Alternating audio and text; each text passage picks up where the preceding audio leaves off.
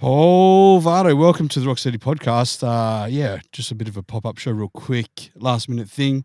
But just it's been a long time in the making to sit down and first of all for a phone call with you. We used to speak like quite often. I've just been so busy, and then yet to even have a show together, especially since you've released your book, which we'll get into. But yeah, welcome, Paul Vato, to the Rocstedi podcast. Meet my motherfucking friends, bitch. Episode 55. Paul Vato. Wonderful. I thought this was the one with your son. I'm like, I don't think you should be using that kind of language, but no, it's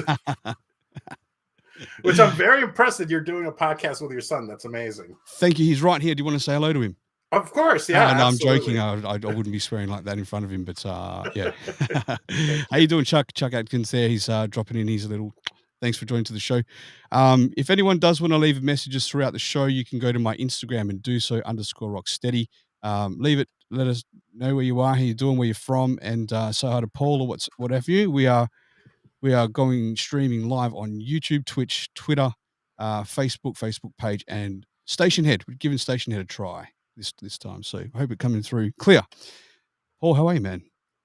I'm doing well. It's a little early for me. It's crazy to be on the opposite side of the world, but yet here we are on this amazing platform. It's amazing. But I've been well. Had an exciting week last week. I was invited to this cigar. Well, I'm sorry, I call it Cigar Aficionado, but they also own Wine Spectator. And they had this, what they call the Grand Tour. There was something like over 90 different wine companies. So I thought about you because there were some great Australian wines, and sure, I thought. Do they have a list of the wines there right now? I do, yeah. Any from like Margaret River or Upper Swan or anything like that? Well, here I'll start reading from Western Australia. Yeah, there's Adriano Ramos. There's Alexana. There's I don't know. No, you had me stumped. You're like, and next I will read from the Bible to you. So yes, please. We'll go to the read the part where Virgin Mary loses her virginity. You pervert. No, I don't, because at first I was taking wonderful notes. I was like, oh, and your wine, yes, it's dry, it's tannins, and by the end it's just chicken scratch. Is that when you're doing that, spinning the glass? By the end, you're just necking. Just necking it. Yeah. It was a little embarrassing because I did, you do this. I thought it'd be funny to do a sketch where the guy does this and it just hits everybody in the face. I wanted to do that. You're talking with the wine glass or with the wine inside the glass? Yeah. Just spin it so hard that everybody gets wine on their face because I see everybody else doing it. They had spit buckets, and a lot of the classy people they taste it and they spit it out. I'm like, no. It's pure class to swallow, not spit. That's right. Listen, for where I live right now, right, there's two main parts where they produce the most phenomenal wines, right? We're really lucky. We get them for like $8 to $10 a bottle here, right? These really class wines that go around the world. And one of them's 10 minutes from my house. The other one's 3-hour drive from my house. The Margaret River one's 3-hour drive. But what we do here often in the spring, pretty much in spring, it's difficult to book a bus because we'll have a day out where we get the whole a group of friends on a bus, and we'll do wine tours. So it goes from winery to winery to winery. They're all like there. There's cheese factories, there's chocolate factories. So it's the same thing. You go there, you just taste a little bit of each one without spitting, and then you go to the next one. By the end of the day, the shirt's ripped, tires are off. Like, it's just fucking chaotic, and I love it. Really, really, it's a great day. I think wine connoisseurs and aficionados. You start out very classy, but you're right. It sure doesn't end that way, man. It is. And then they stopped serving food like an hour before it closed. Oh, and of course I was on the VIP list. That's the only way Vato rolls. So we got to go in an hour early, so you start ahead of, so you don't have to hang out with the riffraff. Nah, man, because you're Paul fucking Vato. That's why. Fuck, I rate you, man. I do. There's a message from Chuck that says real men swallow. And I know he's a real man because he said he had hair on his chest and come in his beard one time. So he's a real man, Chuck. Thanks for joining us. That's right. Well, did you already say this or did I step on it? What was it, the difference between like and love? No. Yeah, it's spit and swallow. And if you're show off, you gargle. Is that right? That's right. I forgot. Yeah. If you really want to show off, you gargle. That's right. Yeah, I know a few chicks that can gargle peanut butter. They're that good. Oh my goodness. Yeah. Connect me with them, please. Oh yes, I absolutely will. You have to wear a dinger though. But yeah, man. Look, I haven't spoken to you in so long. Just touch base here and there a little bit.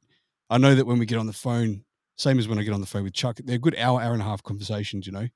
Um, and I just wonder what we can disclose publicly or not. But I've got nothing to actually withdraw or hide on because I've just been busy. I've just been so busy, family shit going on, things like that. Mm-hmm, mm-hmm. How about you?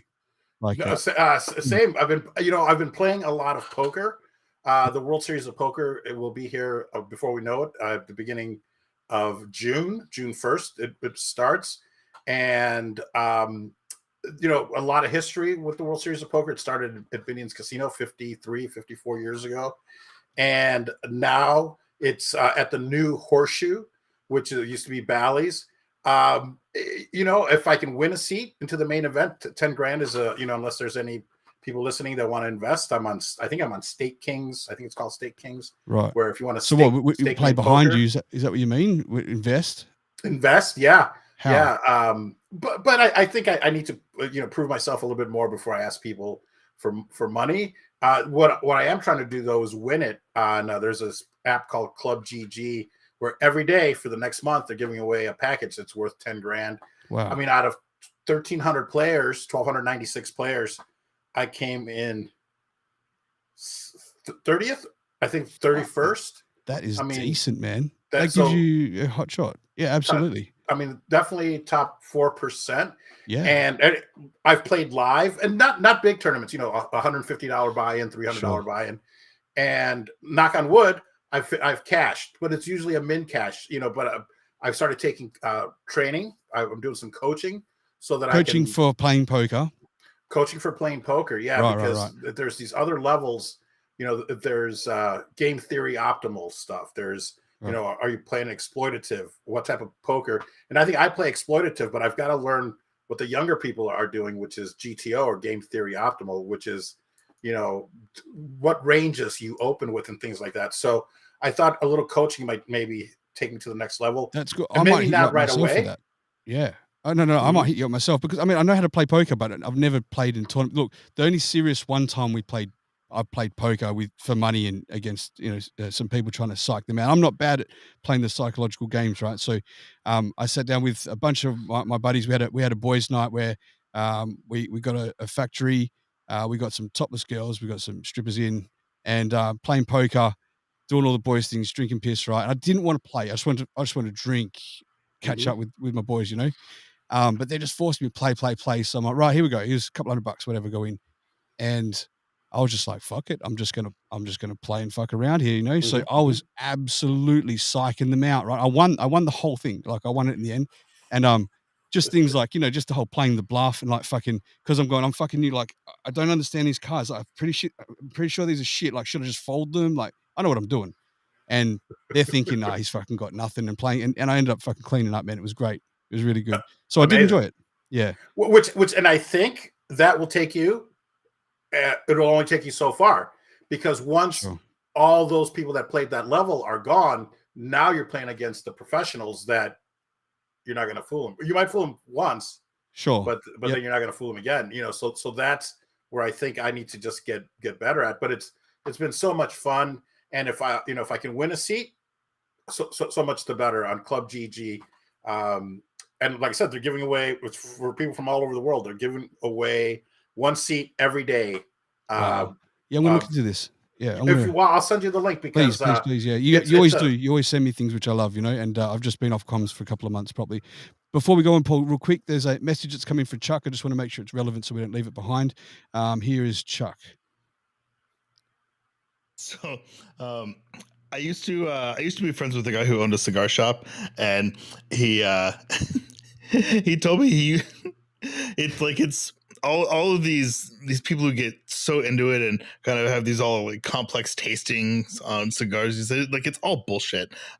He used to just when he'd get like a new cigar in and someone would ask him to tell him about it, he would just like make shit up that he didn't know anything about. He was like, yeah, it's got like notes of cocoa in it, and he would just like make up ridiculous shit. And then when they'd be sitting there smoking, they're like, oh yeah, like I can taste this in it, I can taste that in it. And he was like, don't that fucking shit in it. Like I made it all up. And but people, they want to be they want to be smart about it. They want to be fancy about it. And he was like, I'd make shit up, and people would convince themselves that it was those things.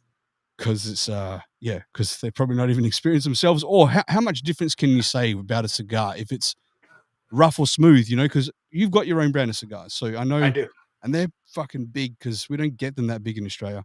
And I think that if taste them harsh or smooth is about all I could really get from them. Maybe a little bit of a hint of different tobaccos.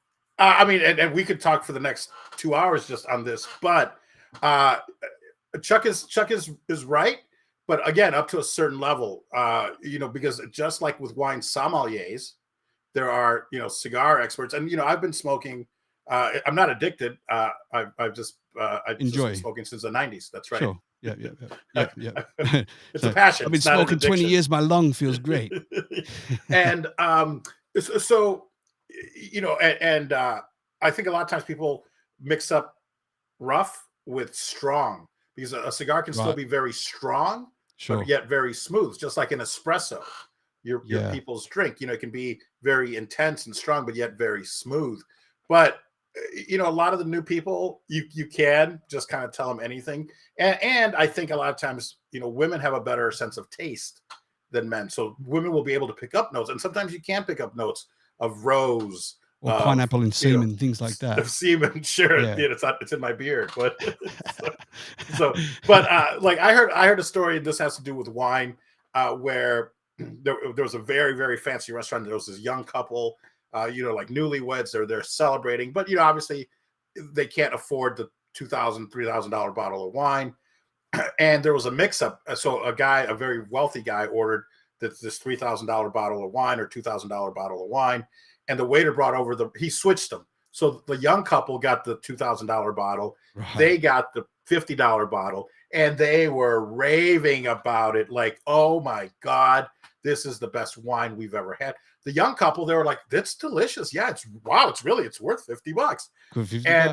And then the waiter realizes the mistake he made. He calls the owner, and the owner's like, well, I mean, it's our fault. You'll just have to comp the guy, and obviously don't charge the young couple. So the waiter comes over and tells the young couple, hey, just so you know, really enjoy that wine, because that's a $2,000 bottle that I brought you by mistake. Wow. But the funny thing is that these wealthy wine snobs were just ranting and raving about this $50 bottle of wine. This is worth $2,000. So it's and it's it's natural. It's something that comes from the earth. So cigars are something similar, where a lot of it is what you're selling, because how much different can it be? Just like Cohibas just went up in price. The Cohiba Bejique, like $100 a cigar, whereas the cigars I make have the same amount of tobacco. I could tell you my cost or whatever, but it's nowhere near $100. Yeah, sure. Their cigars and my cigars cost the same to make, maybe even less, because that's owned by the Cuban government. Sure. They don't pay fees. They're not paying their employees, so probably even costs less. It probably costs $1 or $2, but it's all the marketing. How can they sell it for $100? So yeah, Chuck's got a point there. Over here, cigars are so expensive. So the cheapest, shittiest cigar that you can get, a fat one, but maybe just a stumpy type cigar, they're about $35 starting, and up in price from that. It's crazy. Otherwise, you get these little tiny wee Willems. They're like cigarellos, I guess. They're like I think they're about $35 for 10. So you want to like, someone has a baby, you go to a wedding, you want to crank a big cigar. Not only are they hard to get to, because they're at like special smoke mart shops. They don't just sell them at like the gas stations over here, like they do cigarettes. They're worth a fucking fortune. A decent cigar must be $100, $150 easy, just to be somewhat decent. Oh my gosh. Yeah. Well, when I come to visit you, you bring a fucking box, man. I'll find out what's the legal amount that I can bring, because and then stuff the rest in your case. In fact, we should just, are we able to do a post? If I pay for some postage for it to come over, man, I'd love to, even just a couple. I'd just love to try your cigars. I've seen you there one time on live. Just these things are like, they're fucking long, man. We make one that's 18 inches long. What? Literally. Is that like a party size, and they chop it up for guys and parties, or what? No, you can't, because it would unravel. It's for one person. I mean, you could pass it around, but you couldn't cut it. Yeah. And we make it in 50 ring gauge, which is like a regular Churchill size. Then we make Right. it in 60 ring gauge, Right. and we make it like an 80 ring gauge. Wow. We call that For one the the real Vato. for the real degenerates. For the They real can't go no degenerates. more for the real guys that love smoking. Yeah. The Hey, record Tifty, is thanks. What is up? Yeah, we're just doing a bit of a pop-up show. Another one of the Meet My Motherfucking Friends shows. I'm going to do 50 shows of just speaking to my friends. So this is Paul Vato, actor, comedian, and we'll get into all that shit. We could talk for hours, Paul and I. I love this guy. I mean, look, how many people have we met on social media, right? Or social audio, I should say, Paul. And I've probably got a good couple of dozen close people from that, but there's a probably solid dozen that are just solid, and you're one of them. Like you're someone I rate, man. thank I you. love our Likewise. conversations offline when we can Likewise. speak a little bit more. Because for the folks, if you're having guests, I'm a cheeky, filthy, dirty degenerate, and Paul is too. So, but we don't display that publicly. Or I might a little bit, but Paul. Here we go. We've got a It's couple of always messages. been difficult because when you own a business, it's Sure. like how much can I? So it's never the right time. But now as I've gotten older, I'm like, you know what? If that's the reason I have to get canceled, so be it. I mean, I'm Sure. doing okay now, and but of course, in the acting, I don't want that taken away. But there's a strike going on, so it's like there's no work anyways. I don't know. Hey, is there a way to fill up the whole screen? Because I can't read any of the comments just because I'm. In the bottom right corner, there's a little square. Click that. It should just open up the whole screen for you. And then I'll read them out though while we're waiting. So Chuck says, I've been smoking cigars for 20 years, and one of my favorites is Hoya de Nicaragua, and it's very strong, but it was $7 when I started and sells for nearly $30 now. That's still cheaper than what you can get here in Australia. That's amazing. And yeah, I know Hoyo. Did you Hoyo manage de to do it? Nicaragua. Did you get to make it bigger? No, all I see is need help. Oh, hang on, maybe here. Yeah, let me Enter have a full look. screen. Got it. Yep. There you go. Oh, Got now it. I Yeah. can read it. That's Thank you, it. buddy. And then, no worries. Tiffy, she said, is it really 18 inches or is he exaggerating? No, he's probably exaggerating. But you should see his cigars. The They're real. cigars I'm not They're exaggerating about. definitely 18 inches. Yeah. And Chuck says it got popular. So thanks for that. Oh no, we haven't got a message from that. That's from Uncle Eddie. We should let Uncle Eddie know we're live. Real men swallow. I think don't you're wanna frozen miss there. Oh, this. you're good. Yeah. So if anyone feels like buying me a beer, that top left corner with the QR code, scan it with your phone, send us $5, $10, $300, whatever you want. And that just goes towards my tip jar. It's a virtual tip jar. I should get you set up with that as well, Paul. It's just nice. I love it. My son, thanks to people like Chuck, Mrs. Red Rose, Tank, and a few others, helped chipped in through these tip processing for his Oculus headset, which he got. This is the VR headset, Yeah, I wanted to ask you about that because I feel Oh, like you've man. been using it. I've been thrashing it. I absolutely fucking love it. It's the best thing ever. If you're a little bit tech savvy, this is for you. In fact, I can also see how it's not for everyone though. I really do think it's more for like people on the spectrum, which makes me question my own my own level of the spectrum because I'm so into it and I'll be meeting all these other cool people on there. All the level-headed people are a lot more soft and kind adults that we can speak to, but the young kids on there that shouldn't be on there are just fucking out of control, man. It's crazy. So let me give you a breakdown. So you've got this headset, like you've got different types of headsets you can get. So you can get Meta, which is also Oculus. Oculus originally branding over to Meta, right, through Facebook. Oculus Quest 2 is what I've got. But there's other ones like Vive, I think HTC. There's a few other different varieties out, almost like Samsung, iPhone, things like that, right? And with the Oculus, you hook into certain games, like there's the App Store, so you can download games and you can like check them out and play the videos. And when you put this headset on, for the most part, it's like you've stepped into the world. So seeing it on the screen doesn't do it justice. I've seen things with VR on the screen for years, right? And I'm like, that's cool. I'd love to see that. It's cool. But until I tried it on in, I think it was January or February, went to scientist Raymond Palmer's house to watch us through his big like observatory up at Jupiter. But he says, oh, you got to try the Oculus. I'm like, cool. My son was there. And we were talking about it not long before. So when we tried it on, I was like, holy fucking shit, this is it. Oh my God. Like putting it on, and there was, I was a Spider-Man, so you could shoot the web to the buildings and pull, and it pulls you, and like, it feels like you're flying through the air, right? climbing up a building and I didn't know how to get to the very top. So I fell and I didn't know what to do. I was brand new and I was just looking at the ground and my stomach twisted and I'm like, oh God, I knew wasn't going to hurt myself. But as I hit the ground, I ducked as well in real life because I'm just like it just tricks your brain. It's amazing. Amazing. It was, is it, and maybe this isn't the right question, but cross platform. So if I buy this one, can I use it where you can use Oculus or does Depends Oculus on the game. Yeah, it depends on the game. So basically, same like iStore and Play Store. Some games are on both, some are only on one. So Tiffy said, I once played the Spooky Room. Not much really happened, but the doll kept moving and it was next level freaky. I think I might have seen that game too. Almost like you're solving a crime. You start off in the UK. So some of them are real, like the graphics are so real. It might be the one Tiffy's talking about. If not, it's the one I tried. And it's like solving crimes. You're like an investigator. So it starts off and you're on a balcony and the sun has either just set or just come up. So it's just like that dusky type outside. There's you look down in old London down just like a hallway, I guess it is. And there's like an English flag there and it's just flapping with the wind. And you just go, oh my God, the detail is like I'm here, and you look around and the things are just so damn real. But then you've got other ones that are very cartoony, and they're cool and they're like virtual, like awesome, shiny, futuristic things as well. So I'm not really that big into the gaming part of it. Like there's games, there's table tennis. Like, man, table tennis one, where you play a robot to practice, right? I had the racket in my hand, and as you turn your head, the sound moves. It's like the sound moves as though you're in the room, And I was looking at the racket because it had a shine on it, and I'm just turning it slightly, and the shine's just moving, and the slight reflection of whatever it was bouncing off at the time. It was that real, I just imagine. So I get it. I mean, imagine what's going to happen in 100 years. Imagine what's going to happen in 500 years. Yeah, 1,000 years.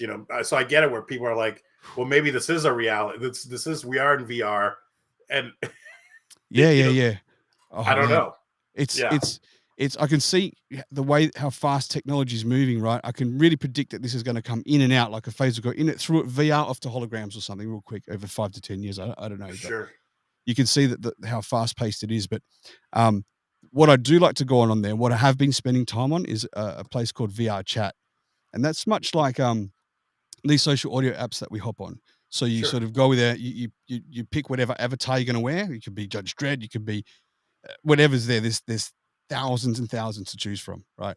And then once you've got that on, you choose what world you want to go to. So you could go to a bar, you could go to so many different things. There's a Thai place I went to with all Thai people speaking Thai with them, right? Did they know that you were not Thai, but did you freak them out by speaking Thai? So yeah, I did. I spoke Thai and I got the attention of them. There was at the very end before I hopped off. Actually got it recorded. I'll send it to you.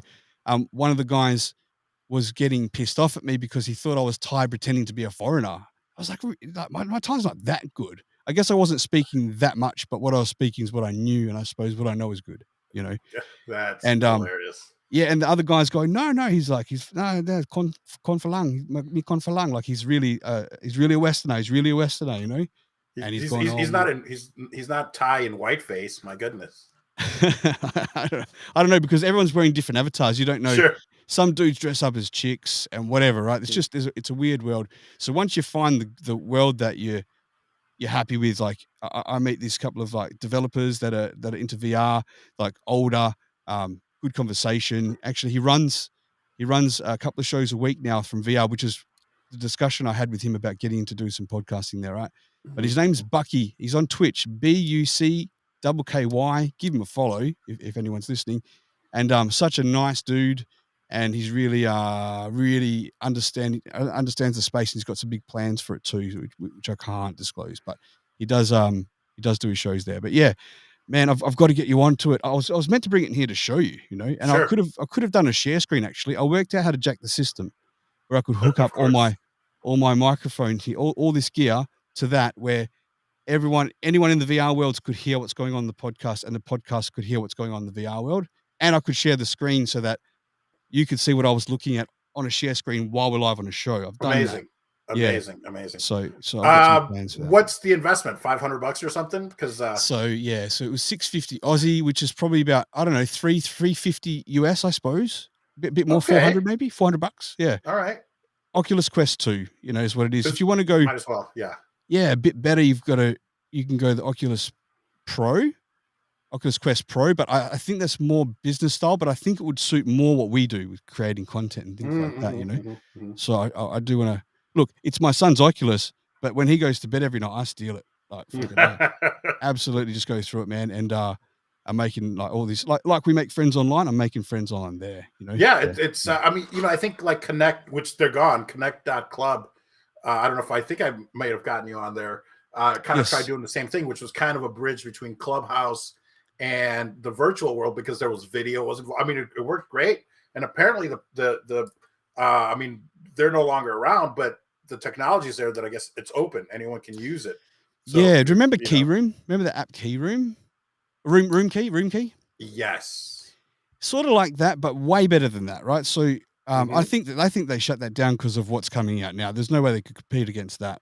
But with VR Room, VR, like you go in an avatar, you choose this world, and you can walk around. You walk up to people. There's people everywhere. It's like chaos. Some places are just like some rooms are people dry humping each other with these avatars, like, but they're probably jerking off too. I don't know. But then there's other rooms, it's just chats. Other rooms are like watching movies.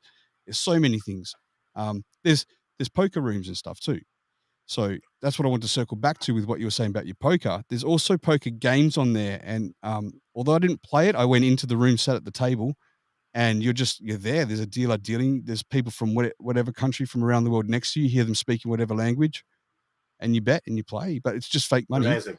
It is so good. You got to get one. Okay. I want to get our crew on there. Instead of chatting on these like Clapper and things like that, I want to get us there because we're really in front of each other, Folks, please just go to paulvato.com, and from there you can donate to the Paul Vato Oculus Fund. Yeah, the Oculus Fund up the top there. That's right. Yeah. I'll split whatever comes through on this show with you, Paul. Amazing. Amazing. All right.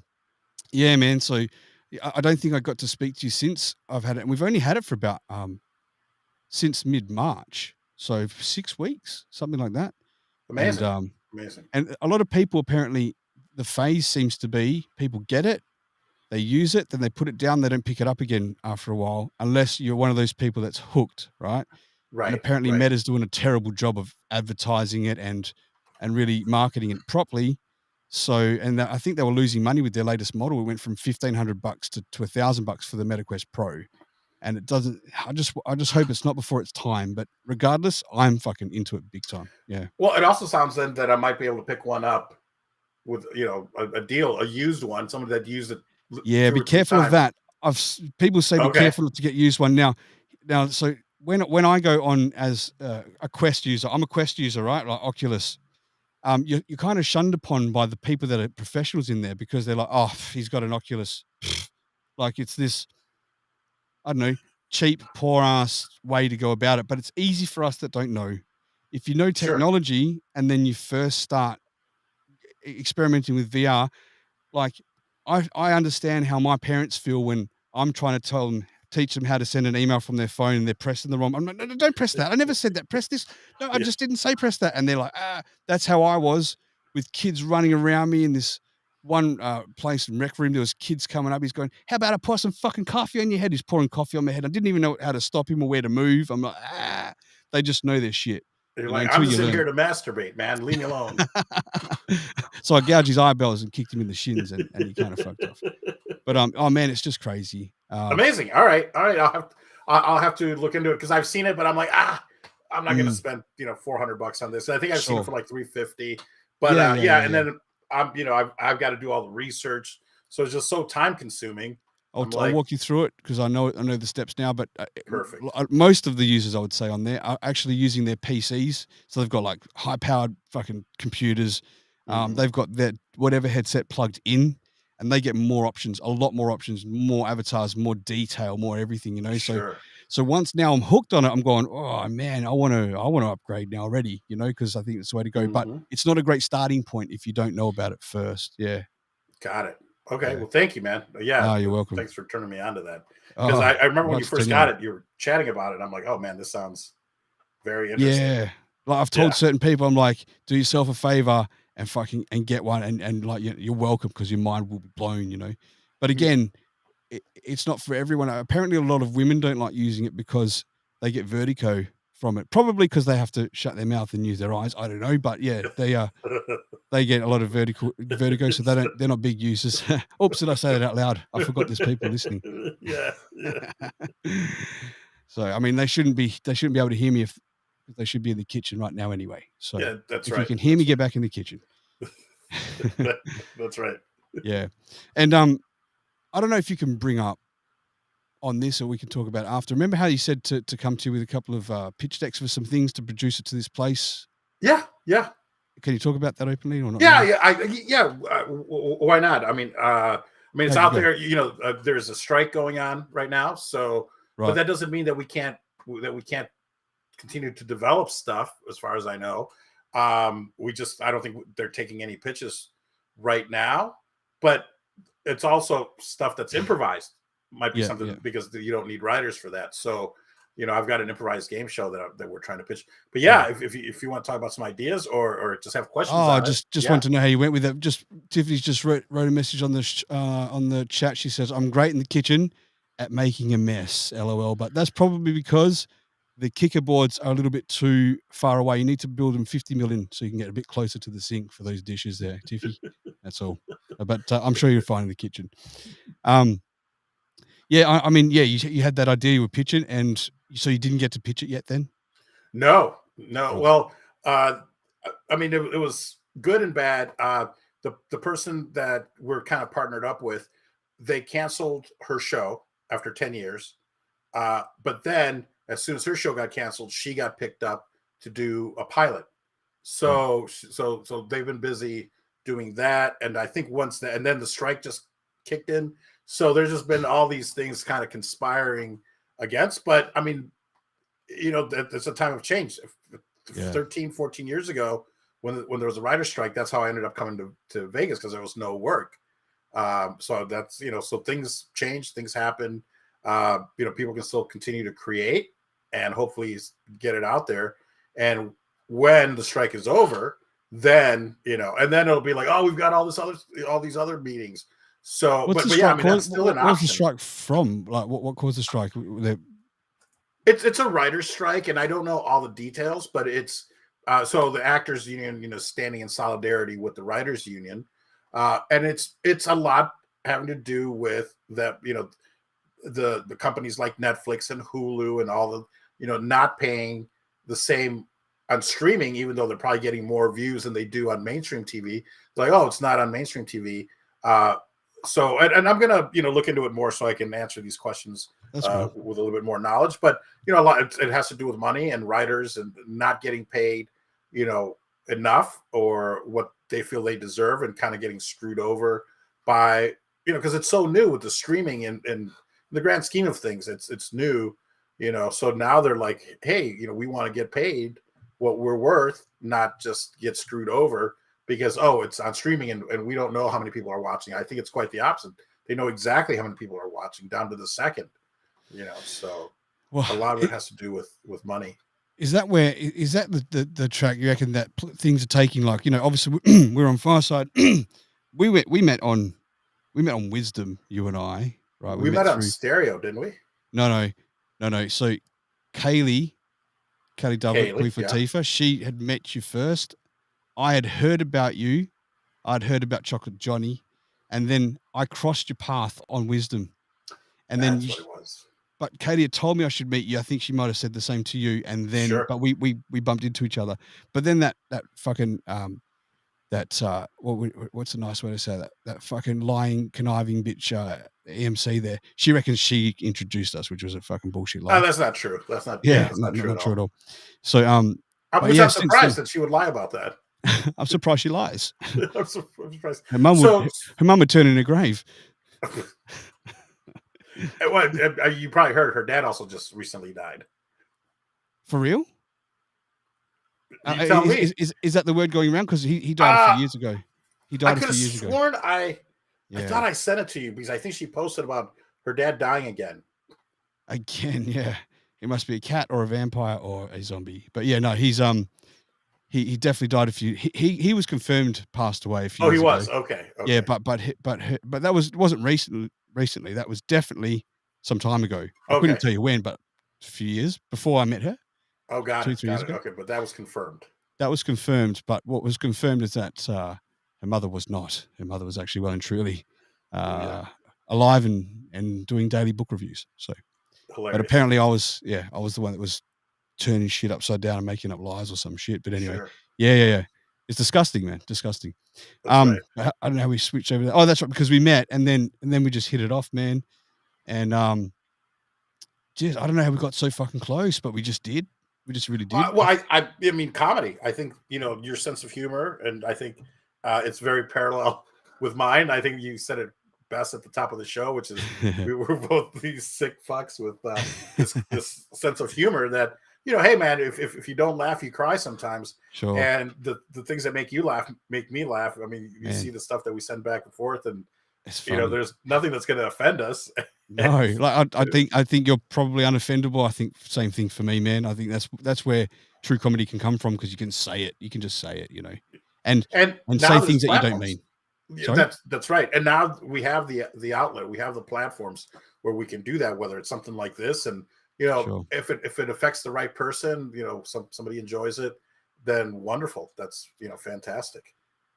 I'm fucking dead set on not spending my time on cancel culture platforms. TikTok, fucking Stare is another piece of shit. When I got cancelled there anyway, but these sort of places, and so I like to be on places where I can speak freely, as we do, because I just I don't want to hold back for anything. But to my disgust, when I was putting the title in for this show before the show, and the title is Meet My M-FKN motherfucking friends, and then B, and then upside down apostrophe, like friends bitch. So I'm not actually swearing in it. So all of them would take it: Facebook, Twitter, YouTube, all that stuff. But Twitch would not allow me to upload the title, even me abbreviating and things like that. So I'm like, I might flick Twitch after this. I'm not sure. I might. Are we on Twitch right now? Yeah, we're on Twitch right now too. Yeah. So you have to change the title. Yeah, I mean, come on. Yeah, I just had to put episode 55 Paul Vato. I couldn't put Meet My Motherfucking Friends, bitch. Hello, Charlie. Nice to see you. Charlie. Charlie XO. It's She's lovely. Yeah, and thanks for the support and all the likes and stuff lately. I really appreciate that, Charlie. Yeah, thank you, wonderful. Folks. Please hit the like button. Hit the like button. Subscribe. And Hit the bell. All that shit. Yeah, my son's right into that. But yeah, so just all the cancel culture stuff, man. It is fucking atrocious right now. But half the stuff on Twitch, it's women with their beef curtains hanging out, like dancing in hot tubs. Like, what are you doing? I didn't know. Yeah, I don't really spend time on Twitch. Yeah, so maybe we should spend more time. Yeah, I'll just pull my balls out, and that's okay. But you can't write F-KN in a title. That's bullshit. Yeah. And man, it's just the whole world's just getting off a little bit fucked up at the moment. But I'm noticing this pushback a little bit, right? Like I'm noticing there's people like I'm very like I'm friends with fucking whoever. I don't care who you are, what you're into. Like I don't give a shit. Like if we click and we mesh, we're good. If someone's an asshole, well, like, so be it. I do not like you, and if they want to like make a problem with that, I'll definitely push back, as you know, right? So, but this whole like LBGTQ plus A thing, and I don't know if you want to get into it publicly or not, but I'm not even getting right into it. I'm just I'm starting to draw a line a little bit down those letters somewhere, about halfway down. I'm like, that's enough now. Like this starts to get a bit ridiculous, from here this point forward, and it's upsetting that it's creeping into the schools, and kids are being made to watch this sort of shit. When you see kids in China, they're learning fucking like advanced stuff for their brains, and the kids are out in the army doing push-ups in the snow, and then you've got people asking for pronouns of words that don't exist. It's just fucking disappointing. But and you're right. I see the pushback, and people are being less apologetic about it, which I think it's great. I mean, especially as comedians, as satirists, we have to be able to toe that line and go beyond the line, because then how do you know where the line is? Yeah, absolutely. It's you can't censor free speech. You can't censor free speech. You can't. So what are your thoughts on like Twitter with Elon Musk? Do you think he's doing a good thing or not? Do you think he's he's trying to make a platform freedom of speech, or is it now that he's in control, he's got his own limitations with what's happening? Sure, I think a little of column A, a little of column B. Right. Okay. I not to be wishy-washy on it, but I did notice that it did get more racist. Yeah, potentially. Yeah. But yeah. I mean, because I saw some stuff and I'm like, oh god, how can they say that? Yeah, actually, But you're right. I did notice it myself. Yeah, I did notice so, it. But some of it is very funny. But I can see where people would take it as racist. So. Yeah, well, it depends if it's a comedy aspect or not, or trying to be malicious, right? But here's the thing: sure. like, I am not for racism. I think there's no room in it in this modern day and age for racism. That's absolutely ridiculous. However, if someone wants to speak racist about it, they shouldn't be cancelled for that. They should just let everyone see how much of an asshole they are, and then and be blocked and be pushed away, and eventually the masses of people would push them away or isolate them away, like a vigilante style thing, compared to being cancelled or monitored by these platforms. So, like, as much as I don't want to hear it, what I absolutely do not want to hear is people getting cancelled for just being pricks or speaking their mind, you know? Right. Yeah, it's you just give them rope to hang themselves, type of a thing. Absolutely. I used to say, yeah, I don't care what color, creed, race, religion you are. I will get to know you, and then I'll hate you for a different reason. I love it. How's your book going? Have you been selling? Yeah. So you mean this book that just randomly? The one that happened to be next to you that wasn't planned before. I don't know if you can read it or if it's mirrored. Bring it up to the screen a little bit more. It's not mirrored, so I'm going to read it backwards. It says ACL Soul, but the right way it says Kama Susia, which means the dirty bed. The literal translation. Kama in Spanish is spelled with a C, but it sounds funny. Kama Susia, but it sounds like Kama Sutra. And it's basically just it's a urban dictionary basically of all the dirty sex moves. And I'm working on an updated one because people have been sending me some that are like, oh, you forgot, Mississippi mudslide, or let's go through some. I want to hear some. Are you able to share some of them on there? Or I could, but it's so much funnier if somebody else reads them, because I don't know if I can send you the PDF. Or maybe if you ask me to name if you name one, then I can. I don't know, but you could try and send it to me. I mean, I don't mind if you want to try and do that now. If there's a way, or even if you got your phone in front of you, or are you streaming from your phone? You're not streaming from your phone. No, I'm not. I'm streaming from. Just take some photos of the pages and send them to me on, even IG, and I'll read them out. With pleasure, with pride. That'd be great. This I want to see. Is there any, or people can drop in the comments, things like donkey punch, which everybody knows. Oh yeah. If there's any Aussies in here, you want to drop some reverse kanga or top deck or anything like that. Drop him in. He'll see if he's got him there. What's up? Top deck is that when, and correct me if I'm wrong here, is that when you remove the top of a toilet, of somebody's toilet, and then poop on the top? Absolutely. We call it an upper decker. Upper decker, yeah. But I might have heard that as well. But yeah, top deck. So that way, when they flush, you're flushing dirty shit back into the dirty bowl.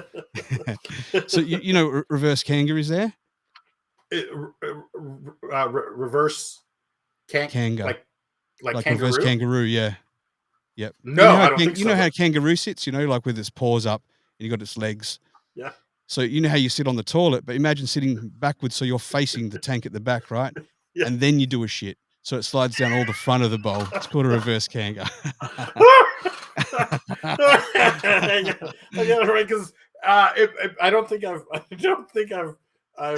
put it in here yet. So let me add that. If you don't mind. No, go for it, man. Folks, please bear with us.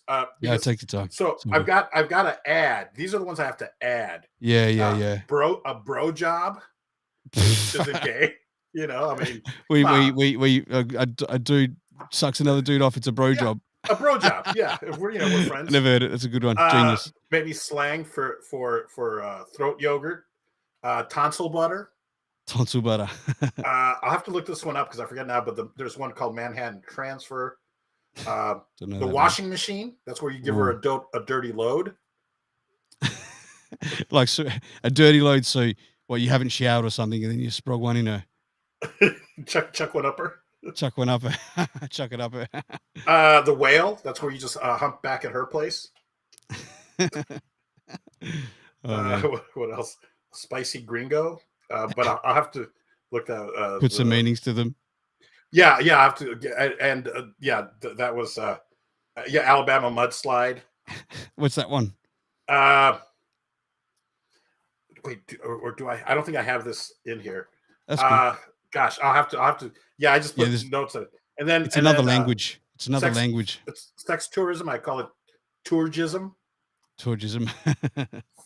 Let me take a photo. Or send me a couple. So, how many pages is your book? The book is, and if anyone wants to download it, you can just download the PDF file for like $1 at paulvato.com. It is 77. Nice. That reminds me. Pages. Yeah, I've gone to buy it on Amazon. It was Amazon, right? Yeah, but for whatever reason, my Amazon account here is fucked. I just can't log in and buy anything from Amazon. So I think that's what the site you sent it to me to get, right? Amazon. Yeah, because it's at vato.tv. But if you just want the PDF, you can go to paulvato.com and I kind of want the hard copy, and I want to put it here somewhere at the back. Just sitting here. If not, I'll send you one, or I'll see if I can buy it. Because you know what? I think I tried buying you one, but then it was going to cost me $50 to ship. Yeah. No, I'm like, no. Like, can I log into the Amazon? Can I fly it there myself? Yeah. I'll see if I can log into to Amazon Australia. Yeah, and it's not Amazon Australia that's having the problem. It's me with my account having the problem. And I think it might be something the way I've set it up. And maybe I think I set it up in Thailand and now I'm back in Australia or something. So it just won't let me access with my account hooked up to it, That's okay. We'll sort it out. I really do want the hard copy instead of the digital copy for me anyway. Yeah, of course, I think. Have you been selling many? Here and there, not a lot. I got up to 100 and in the rankings, right now it's probably at 3,000 or 4,000, but I got up to 125 and I couldn't break that 100. And I think when you write a book, when you put a book out there, you need to get on there. You need to have like all your people like just come on and give a review. But I feel like I'd already been asking people for, join our. You got to keep up. You got to keep asking. Fuck it. But you got to do it, keep asking. Yeah, because you know what? Yeah. You ask fucking 500 people, like 3 people will do it.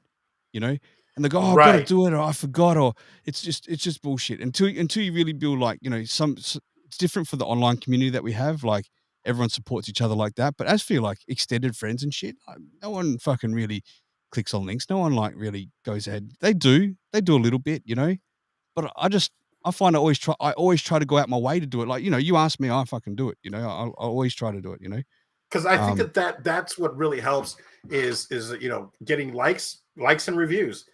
So it doesn't have that many, but with even that few, it got me right up to 125. Sure. And I was like, if I can break the 100, I think that's the key. So where do people have to do it, Paul? Like, just to anyone that listens back, I know we probably get 50, 60, 70 odd views back on certain channels like YouTube, whatever. So, those that are listening here, like at least if 10 of you did it, and there's no excuse why you can't, go to Paul's where to find it, give a fucking review. Because I'll do it. If you just go to paulvato.com, but even easier, vato.tv, vato.tv, that'll take you right to my app, to Amazon, right to the page where you can at least hit like and then say, oh my God, this book changed my life, or or actually order it. I mean, I think it's 99 cents on Kindle if you get it on Kindle, or the hardcover is probably $8 or something. And I mean, the paperback and the hardcovers, it's more $15-$16. But I've got an idea. I've got an idea that if you're up for it, I know we were going to do something on TikTok before, right? And I'm not huge on TikTok because I keep getting cancelled off there for just saying the most fucking minute things, man. Right? They're on to me now. But what we should do is we should go live together and read a page each time. So just go for live for like 15 minutes, 20 minutes, bullshit a little bit. If the people dropping in, they might be able to give you new content for what they like, especially when it's from Australia, for one thing, and get your book out, but actually do it from an account that's called Kama Susia, so people can go and see the title of the book, where they can buy it, but they see you go live like that, and we could do that like 2-3 times a week if you want.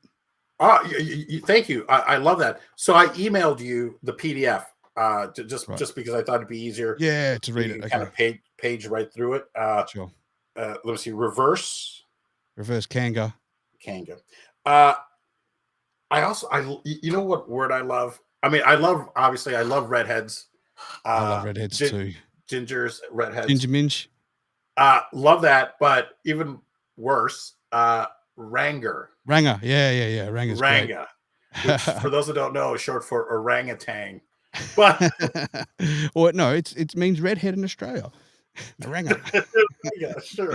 I haven't got the email yet come through, hey? I sent it to Rock at Rocstedi. Is that still... rock at rocstedi.com. Yeah, nothing's come through yet.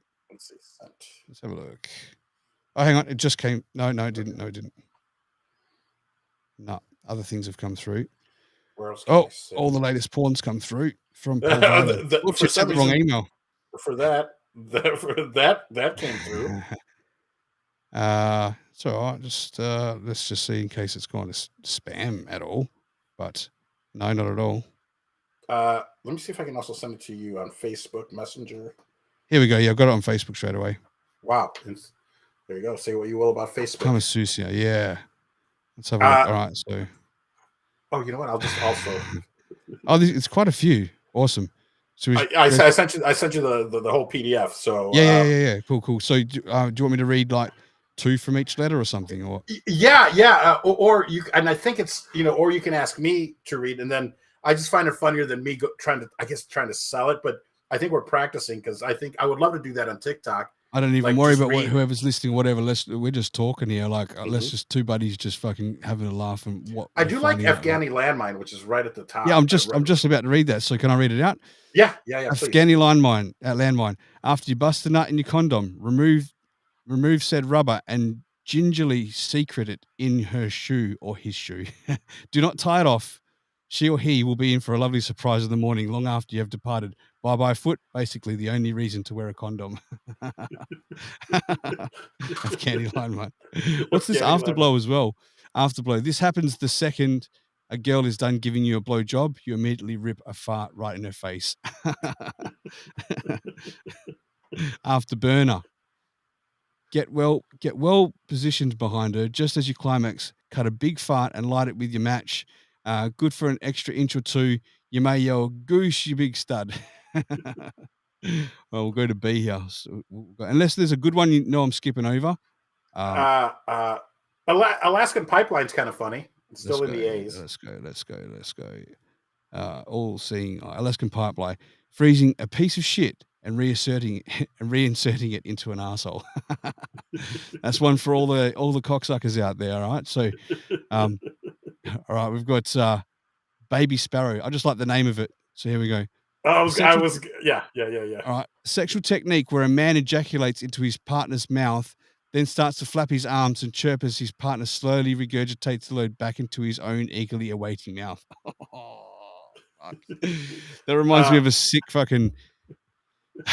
conversation I had with a friend last week from the UK. And I'm not going to go into it because okay, he'll fucking kill me. Behindman, I like puns, so Behindman is pretty good. Which one is it? Behindman. It's like a hymen, but Behindman. Oh, okay. Got it. Do you want to read a couple out? Sure. Behindman. It's a virgin ass, similar to a female's hymen. Someone who is yet to be anally penetrated is said to have their Behindman intact. And so, where did you get all of these from? Well, I've been collecting them since the 1900s. Because back when I started doing improv back in like 96, 97, I was going to partner up with this guy, George, and he was a cartoonist, and he was going to draw them out. And back then, maybe there was 50 of them, Angry Pirate. I would imagine that they've been around since then. Angry Pirate, Donkey Punch, all these. So I just started collecting them. And then, with really the internet and Urban Dictionary, they're all there. So they've been compiled. Right. So then I just kind of went through that and got the best of the best. Baby Sparrow. That's Chuck just a dramatic snowball. Baby Sparrow, really, that's just a dramatic snowball. Just saying. You guys... there's one here. I can tell it's Aussie straight away. You'd have to confirm for me. Budgie tongue, slang for a woman's clit. That's fucking great. That's got to be an Aussie one, eh? Was it from an Aussie? Do you know? That's we call parakeets budgies as well. Yeah. I Okay. mean, Okay. No, just the way it sounds like. but I'll Yeah, bet it. budgie. I'll bet it came from Australia because yeah, Aussie. Oh, budgie tongue. Yeah. This is one I used to use quite a bit in my 20s. A butterface. When you see a chick with an awesome body, but her face is nasty. She's good, but her face. All right. So, okay. What's the cactus? Cactus is a term used for a girl who shaves her pussy, but has it in several days, so the prickly hair resembles a cactus. Oh, I like that one. Spike the prick. choir boy. Choir boy. Where we got?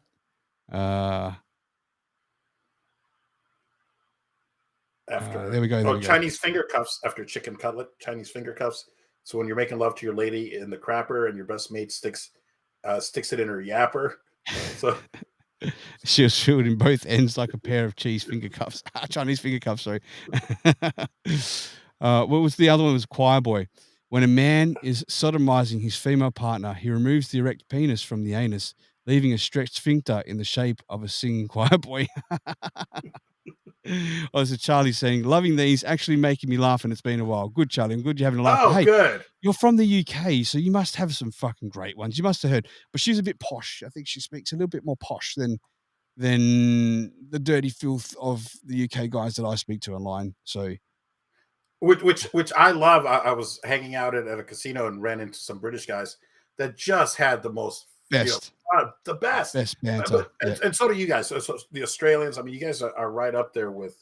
I really think that the English take the cake for it. They really do. They have some of the best wording, and it rubs off to me quite easy because I hang around a few people from the UK, you know, and my best mates from the UK. So I just pick up the lingo quite easy. I like this one, cinnamon ring, her anus.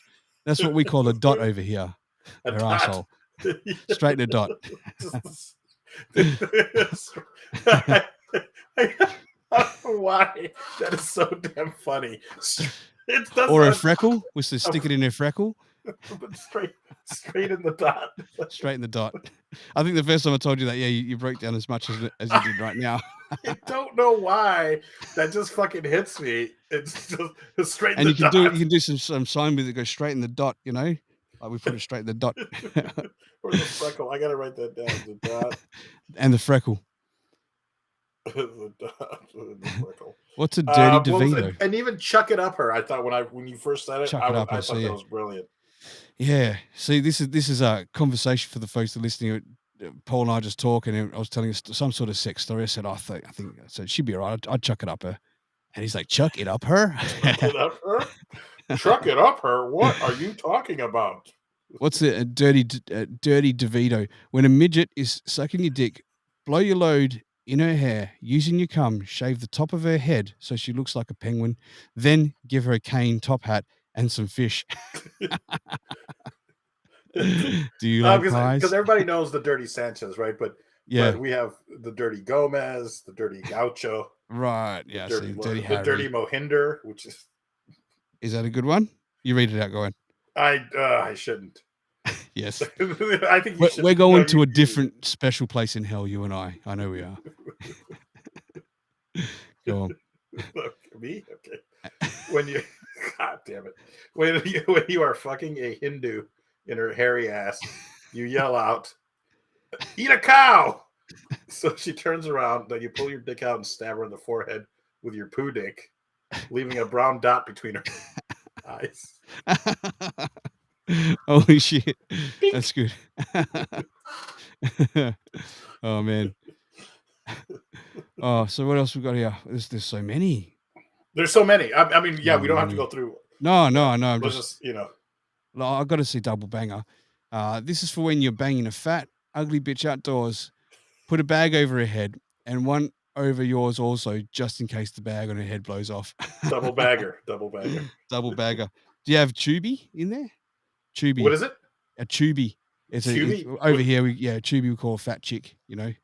So you go, oh yeah, fucking the Tubi gave me some head last night. The Tubi, you know. Why Tubi? Because Tubi or Tubi like a tube, like a tire tube, you know, big tire tube, a truck tube. A tire is what's the inner tube. Yeah, in a tube of like a big is a tube, right? So we call it tubey. Yeah, we call it an inner tube, but we've never called a fat chicken Right. tubey. Yeah, tubey. Yeah. I'm gonna have to give you your own section. Yeah. The Rocstedi section. Yeah. People open it and just instantly go to hell. Instantly. Earning your Red Wings. The status you receive after the act of having sex with a girl while she is on her period. Who hasn't got their Red Wings though? I guess, unless you're a pussy. It's the brown wings that count, right? Is that in there? I hope that's in there. It's brown wings? Yeah. No, but it's gotta be. Did you read Earache? Did you get yeah. it's after Didgeridoo, which I think is pretty Australian. It's Australian, but it just sounds there it is. Okay, because it's on 2 pages. Okay, so the earache it's called, yes. While receiving oral sex, just as you blow your load, take it out of her mouth and scream, "Holy shit, there's a raccoon in here." As you do this, point to either side when she turns her head.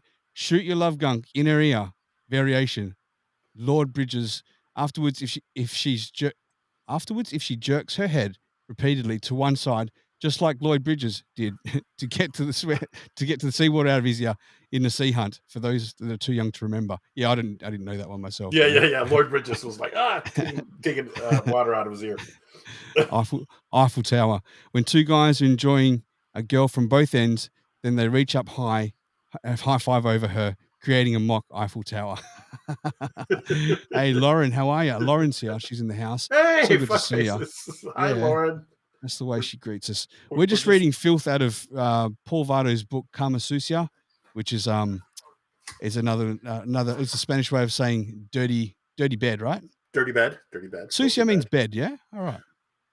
No, sucia means dirty. Oh, okay. And kama, but in Spanish it would be spelled C-A-M-A, but pronounced kama. Yeah. But I just thought it was witty. And then I said that it was written by Dr.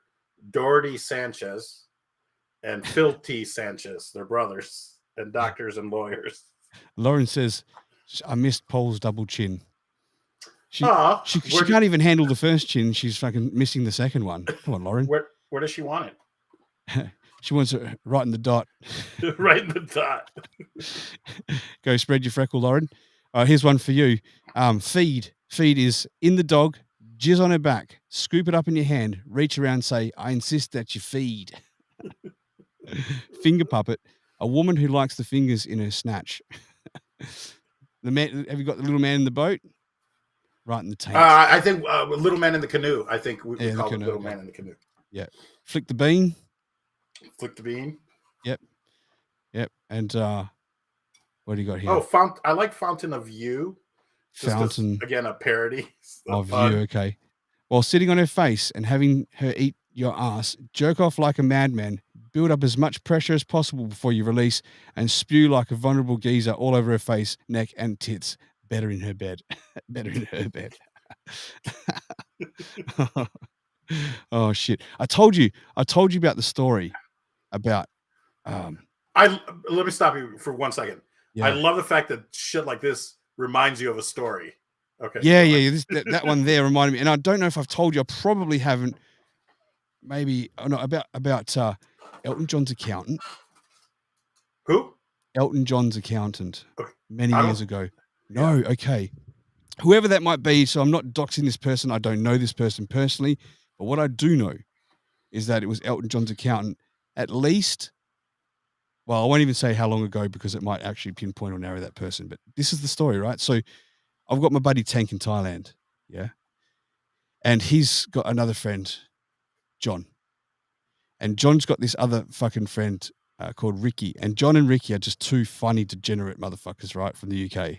And they kind of like dare each other to do worse shit. And like but they dare it on themselves, like, I'm going to go and do this. Like, they're going to do the worst thing, and the other guy will go and do a worse thing to be more degenerate, right? Sure. And they just spirals over years. Like, I'll get to that. So Ricky started off, he's a skinny little dude, right? But he's got a dick down to his knees. Like, he's fucking blessed, this guy, right? He's like a tripod, really. Anyway, he becomes a gigolo, and he starts having to bang, like, fucking old ladies and whatever, but he's getting fucking good money to become this gigolo. Sure. After time, right, the requests started getting worse and worse and worse, right? And there was one story, and now this has all been fed to me through the boys, right? And I've witnessed WhatsApp messages on shit too, so I can fucking I can vouch that it's true from what I've saw, right? And good that the listeners have gone down because it's not going to be good. If you go to my kid's school or anything, please shut the program off and turn it back on in 5 minutes time. So one of the guys one of these things that Ricky was on this website, and this dude says to him, "You got such a big dick. How much for me to suck your dick?" And he's going, fuck, because he's not gay, right? He's not gay or anything. He's like, fuck. So he names the price, whatever. And then the fucking dude goes over and is just like fucking shutting his eyes trying to think about something else, but the dude's sucking him off, right? So he's getting paid for that. So it starts gradually getting worse till he gets this call, this message. I don't know how he was communicating with these people, but he got this request from what's said to be Elton John's accountant, and says, "How much for you to shit in my mouth?" Right? And she's just gone, fuck's sake. Like, oh, this is fucked. So he names a price. It was quite a decent price too, right? So he goes and meets him out in the woods after work, and it's dark, right? Follows him in the car out, and the guy gets out, fucking lies down. So Ricky turns around and fucking stands over him. No, sorry. The guy says, "Do it and talk dirty to me." And Ricky was like pissed off with himself. He was like feeling fucking filthy and dirty, as he should. As he should. Like he's got the fucking the stroke of the devil in him now. So he's pissed off. So he spits on the guy, slaps his face, says, "Shut up, you cunt," right? And then turns around, stands over him, and shits in his mouth, right? And the guy was just fucking loving it, and said he wanted to do it every day with the guy. And I don't think that he did do it, but the guy requested that he wanted to do it every day, and the longer he could hold it in, the better. That's fucked. That is fucked. Now, whoever you are, Elton John's accountant, the story's got out, you dirty dog. I don't know who you are or what your name is, thank God, but that is filthy, man. That is filth. I wonder if we can find out if this is. I can vouch for the messages going back from Johnny to another mate and stuff. I've seen those WhatsApp messages, but I haven't seen the actual message of the dude asking. Sorry, I said Ricky, but I haven't seen the actual message of the request to Ricky, but he's telling the stories. And I've seen a picture of this dude and his dick, and that's no lie. He's definitely a fucking tripod. How much did he pay him? I feel like I want to say £1,000, something like that. Yeah. It's like $2,000 Aussie to shit in someone else's mouth. For a hot Carl. I mean, for Alaskan style. What's the other one called? Pipeline. Alaskan pipeline one day, but yeah, man. I mean, I'm sitting on a gold mine. Yeah, I mean, like I've been throwing it away for years. It's actually worth something. I didn't have it fucking straight down the toilet like it's nothing. Sometimes more than once a day, you know. So in fact, Lauren's straight into poop. She's right into that sort of stuff. Oh, right on. I'll bet. Yeah. Well, she's like more of a poop analyzer. She likes to know what consistency your shit is for the health of your gut. This guy just wanted it in his mouth, you know. So I mean, the story of these boys gets worse, but we'll take a break from that for a second, because that reminds me of a different story I heard recently of some guy, and we were just talking about it not that long ago online. And that's right. My mate Joey Butts said he knew the dude who fucking knew a guy that he paid. So there's a dude that was advertising in the US that he'll sit in your septic tank for an hour or something, pay you $150, and he'd sit in there for like an hour, and he'd just sit there and smother shit all over himself and stuff like that. Did you hear about that? I've seen a video. Oh yeah, I might have heard something about a video. Yeah, it was one of my toughest wanks. But did you get through? I think if you maybe Google, I know it was Tom Segura and Christina P on their podcast, Your Mom's House, had a video clip of a guy dressed like the Gimp, you know, with the all full leather, like bathing himself in a septic tank. Wow. Yeah, that's the story I heard. So Joey Butts, our friend Joey Butts, she said, I'm cleansing my colon this week. How about cleansing your soul after hearing these stories? Yeah, so it's been quite the experience. Hey, Lauren, do you do one of those like coffee detox things? Enemas? Enemas. Have you tried it before, Paul? I've tried coffee before, but not up my butt. Yeah, I've tried the coffee up my butt. So in Thailand, it's like a full there's health retreats and stuff there. Everyone goes to, they do these detoxes and stuff. and they do this like flushing stuff. Joey Butts. Oh, okay, she's doing. It's quite the experience with Joey Butts. And so my buddy Tank was doing it. He's like, it's the best, man. He goes, fucking, you lie on your side on the bathroom floor. You put this like tube that's hanging up. It smells exactly like coffee. You got to let it cool down because you'll burn your fucking anal walls. I wish right? you would have told me that before I did it. So yeah, and I said what, and it just goes into your ass.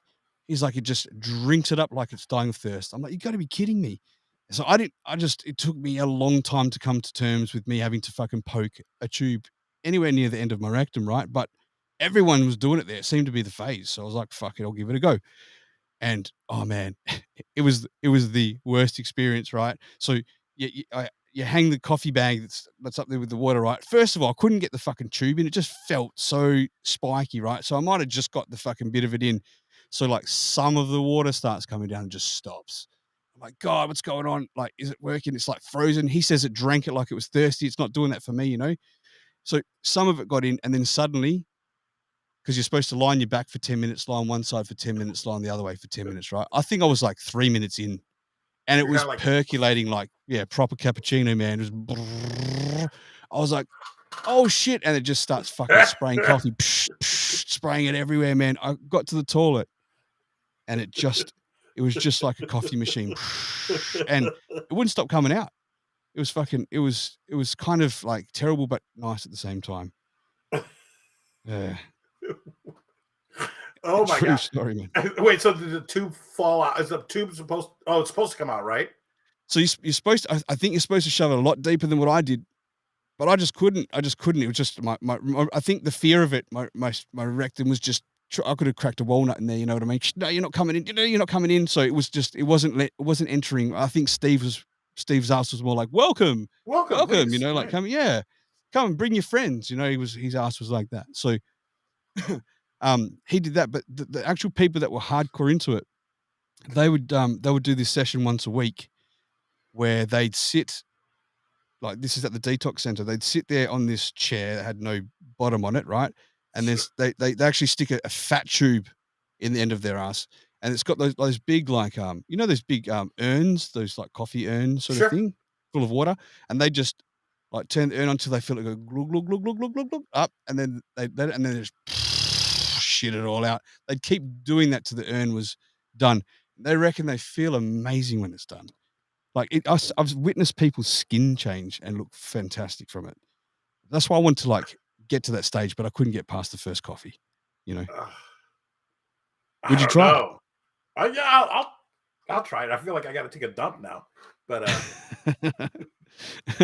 so yeah, I mean, it's just yeah, it was an experience, but I just couldn't.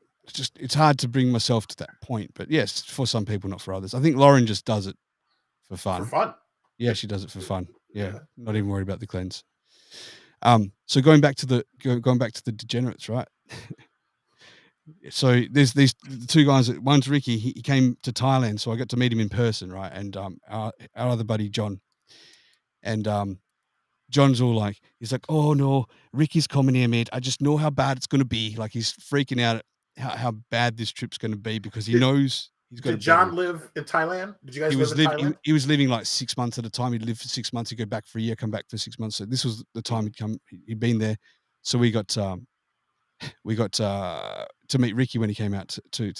And by the way, this isn't their real names, just in case anyone's wondering.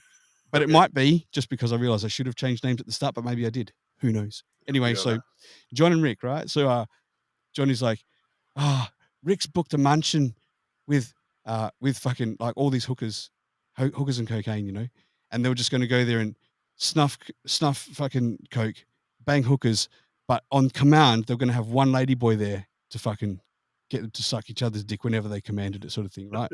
It's like they're getting a lady boy for this shit, right? So that's like one thing how it started to progress, right? Days later, they're at their bungalows. So there's little bungalows in the jungle. They're facing opposite each other. There's probably 3 or 4 steps to go up. So there's a mini balcony. You walk in, it's like one room. You got your bed. Then you got like a door for your bathroom. That's it. You know, there's a little bench. So it's just like a big bedroom, right? So technically, if they want to sit and outside on the balconies, they could just sit across, talking to each other, smoking spliffs, whatever they want to do, right? And one of them's like, I'm going to get a ladyboy over suck me off. The other's like, fucking, let's do it. Let's do it, right? Both not wanting to do it, but wanting to do it, I guess. So John's first, right? He says, so this lady boy's just like sucking me off, right? And I'm like pulling his hair back, just trying to find the man in him, because he was trying to find the man in the guy, right? Couldn't find the man in it. So Rick, he says he's looked out the window. Rick is over there. He's just like stroking his dick, waiting for him to come over. The lady boy, that is. So John's all finished. The lady boy goes in the room, right? Lady boy goes in the room and comes out at like a minute later, and says thank you, or a couple of minutes later, right? Thank you, and leaves. And John's going, that's a bit weird. And he goes to Rick, everything all right? He says, you got a cigarette? So he gives him a cigarette. He's like, I just don't want to be gay, mate. I just don't want to be gay. Because he fucking shot his wad so fast when he was like fucking getting sucked off from this lady boy.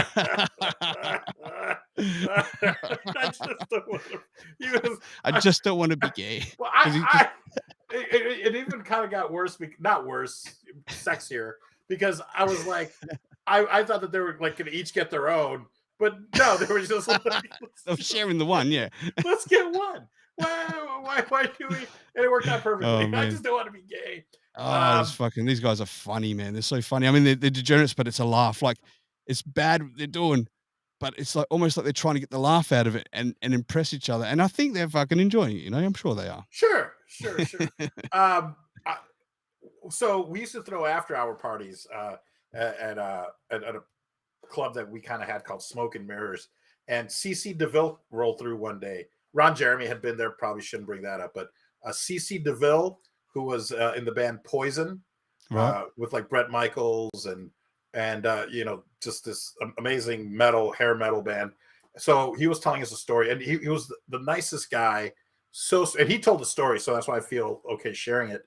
The nicest guy, sweetest guy from New Jersey, and he's almost like tearing up, saying like, he was just a kid from New Jersey, and they made it big, and it was amazing, all the success that they've had.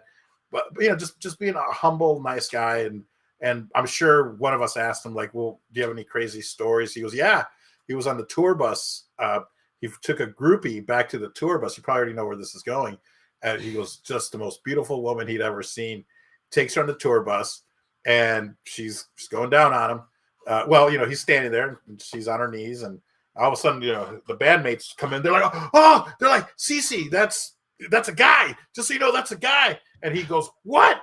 He looks down. What? He goes, all right, just finish. What?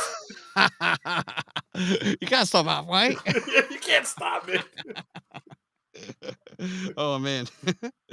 Oh fuck. I got a good one, man. This is when I was 19 years old, and I'd broken up with my long-term girlfriend, or we'd broke up, and I was devastated and all this shit. My first love and all this crap. And we're out in town. I was out with my buddies, and I was fucking drunk. She was pretty drunk too. And we went, I think she was pretty drunk. She was driving anyway, and she was going back to her car in this car park downstairs underneath the sort of clubs from the main street, right?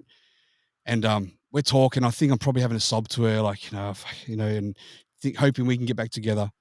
And off in the distance, because we're about mid of the car park, it's an underground car park, like this dude and transvestite dude come down laughing, giggling. Now you can imagine they've come down the stairs and they just see a sea of like fucking empty cars, or just no movement or anything. We're in the car, in a little silly car, just catching this, right? And like they're laughing, giggling, and they get pulled to the corner, and the trainee gets on his knees. He starts blowing the dude, right? I was like, oh my God. Her knees. It gets on its knees, right? So, and so anyway, so he's giving the dude a blowy, and I'm like, fuck, and I'm like, holy shit, I'm gonna fucking get my buddies to come down and check this out, because they're in the club straight above us, right? I call my buddy, I said, hey, I'm down the car park. You got to come down here, quick, And like, yeah, there's music. He's like, yeah, I don't know, you got to come down now. He's like, yeah. I said, fight, right? So that I knew he'd fucking get down there quick, right? So I'll hang up the phone. I'm laughing, waiting for this guy to be punked, right? So fucking next thing, a minute later, the door bursts open, and about 15 of my boys all run through. He's told everyone, because there's going to be a fight. He's got the whole crew like to come down ready for a fight. I was like, oh no, I didn't think of that. And then as this door's bust down, the fucking the transvestite guy goes, "Oh my god!" Like, cause just caught in the action of fucking sucking a dick, and I was like, "Fuck!" And then they're going, "Where's the fight?" I said, "Oh no, it's just because that was sucking off that dude." And they're like, "What? You fucking what the fuck? You brought us down for that?" Like, just having to go at me. I'm like, "Shit." So I got penalized for that by the Sure. boys. Yeah. Sure. I realize I may not use the right terminology for tranny compared to transvestite, but I'm in Australia and that's what we say. So go get fucked if Sure. you don't like it. Yeah. And it's my understanding that in Thailand, ladyboy is actually the correct term. Yeah, you say ladyboy. So like, yeah, respectfully, I lived over there for 6 years, right? And it's really just it's in the culture, Mhm. and we would call them she there, and we would call them ladyboy. But what's not nice to call them is katoi. Katoi means ladyboy.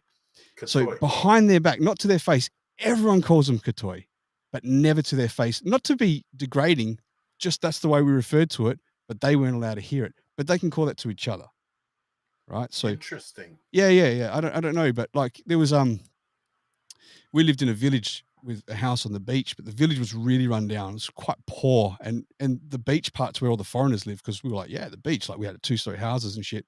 Then we'd have to go down some shitty roads or no road, dirt road, tin sheds to get back out to the main road, right?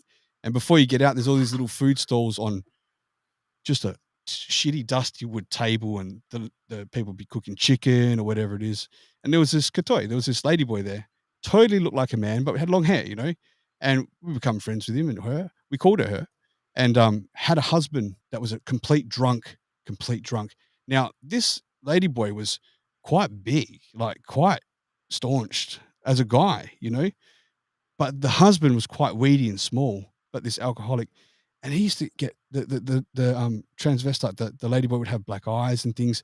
He was in an abusive relationship with this Oh my God. dude, like it was so sad to see. And I felt bad for her, she was really super nice to us. We ended up giving her one of our pups when it was born and stuff like that. And you could see that it just wanted to run away. I think she did one. She ran away from this little fucking weasel drunk abusive dude, piece of shit. So And he was Thai. he was Thai. Yeah, they were both He was Thai. also Yeah, Thai. but like I mean, the ladyboy staunched over him. Could have just Look, if could he have went beat the shit out of and him. just changed his mind, he'd hammer him, but didn't. But just really didn't. Yeah, Amazing. Wow. Wow. I yeah. feel bad. Yeah, and it was just everywhere. Like you go to 7-Eleven, and it's almost like I think more in the Western world, the transvestites try to be femininely and womanly, but over there they seem to sort of sometimes, not all the time. Of course, they would do that too, but be masculine with feminine, like so, still quite masculine. Maybe like a little goatee, long hair, earrings, and like eyeshadow. So still trying to look like the man, but letting you know that he's a female. I guess I don't know. Interesting. Um, Interesting. yeah, it was, but it's not. It was never mocked or laughed at like I think people do in the Western world. Like if you walk past in the street, you'd probably see people like look twice or something. It wasn't like that there. Yeah, Wow. Well, and I mean, it's funny what you said, where he was pulling her hair back and going, I'm trying to find the trying to find the man. man in it. Like Yeah, there's no man in there. There's yeah, yeah, yeah. So there's the transsexuals that have the proper full operations and probably take hormones young. They able to get away with it really well. Like some of them I was always able to tell on the streets, but I would be one of the first to be fooled if it was online. They have the games online trying to pick who's the lady boy or not, right? I think they probably pick the most beautiful ones that are just definitely hard to pick. But for the most part, and I think for every part that I could tell, you always could see something, right? So I never really thought I got fooled except for this one time, which I could tell you if I haven't told you before. But do you want to hear it yeah, but I heard it happened like 3 times on the same day. with me? Yeah. With the same The same guy. one. Yeah, yeah, yeah. It was. I tell you what, man. I was blown away. Like I I'll never bet. thought. No pun intended. But it was. I could always tell something. I could always tell something like bigger hands, bigger shoulders, and it's cool to ask them. Like on the streets they could look quite feminine. Are you a lady boy? And they'll say yes. And that's cool. You can get photos with them and stuff. You just got to pay them a bit or whatever. Sure. Still some really beautiful, beautiful like ladyboys for sure. But I was out playing pool one time. This was way before I met my wife. I was over there. I started a tattoo shop in 2010 over there first, one that failed. And I went partners with a guy over there from Perth. He was one of Australia's top tattooists right at the time. He was living in Thailand, and we went out to play some pool down in Patong, which is the main tourist area. And oh man, we were playing pool. I looked around. There was this fucking stunning Thai chick. Her name was Nisha. I still remember. And I was looking at her going, fuck, she is so nice. Like, I can't not walk out of here and not get her number. Like, I'm here on holidays for 10 days. I've got to do something. So as I walk out, I'm giving her eyes, and I just walk up to her and I put my hand out and grab her hand. I just pulled her and kissed her, right? And then after I kissed her, I said, what's your name? Like, that's how it went down, you know?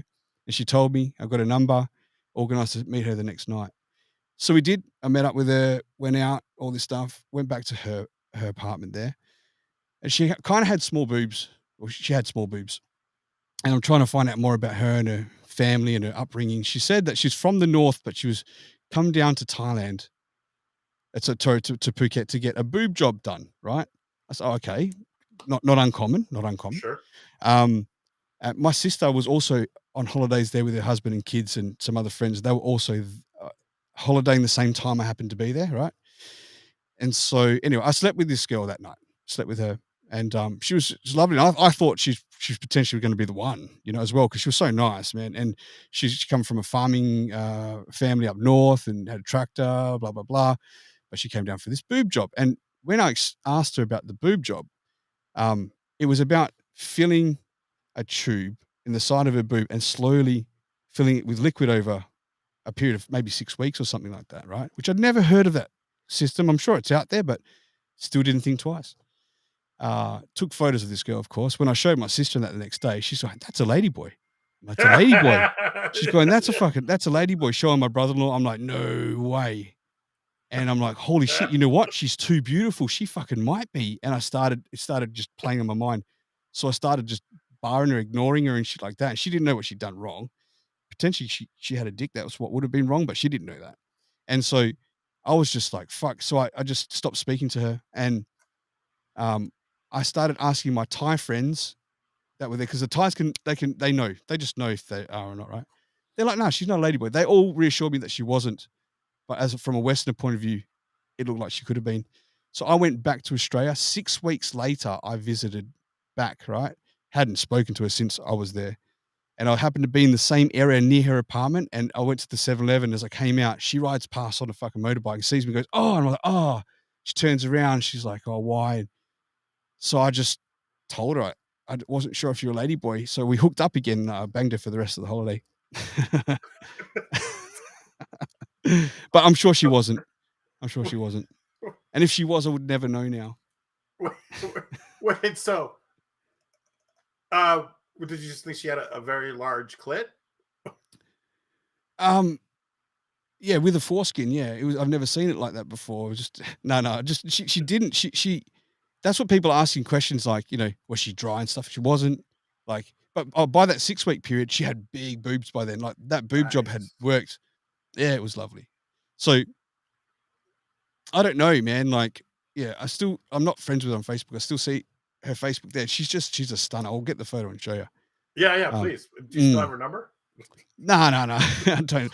No. I pass her on to my brothers, and no, I'm just joking. She was I don't know what happened to her, you know, but yeah, that was it. I left it at that.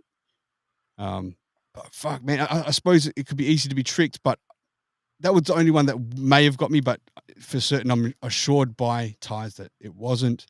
But again, if it happened, it happened. It was this skinny. Okay, skinny. Hello, Rock and Vato. How you going, man? We're just telling some transvestite stories. We're just sharing times that we slept with transvestites. But what about you, Paul? Like, I don't know if you're open to talk about it, but you spent some time in Mexico, right? Oh, we lost your sound. You might have hit a mute button there or something when you sneezed. Sorry, I did. Yeah, I had to sneeze. Yeah. When I get aroused, I have to sneeze. So my apologies. You only sneezed once.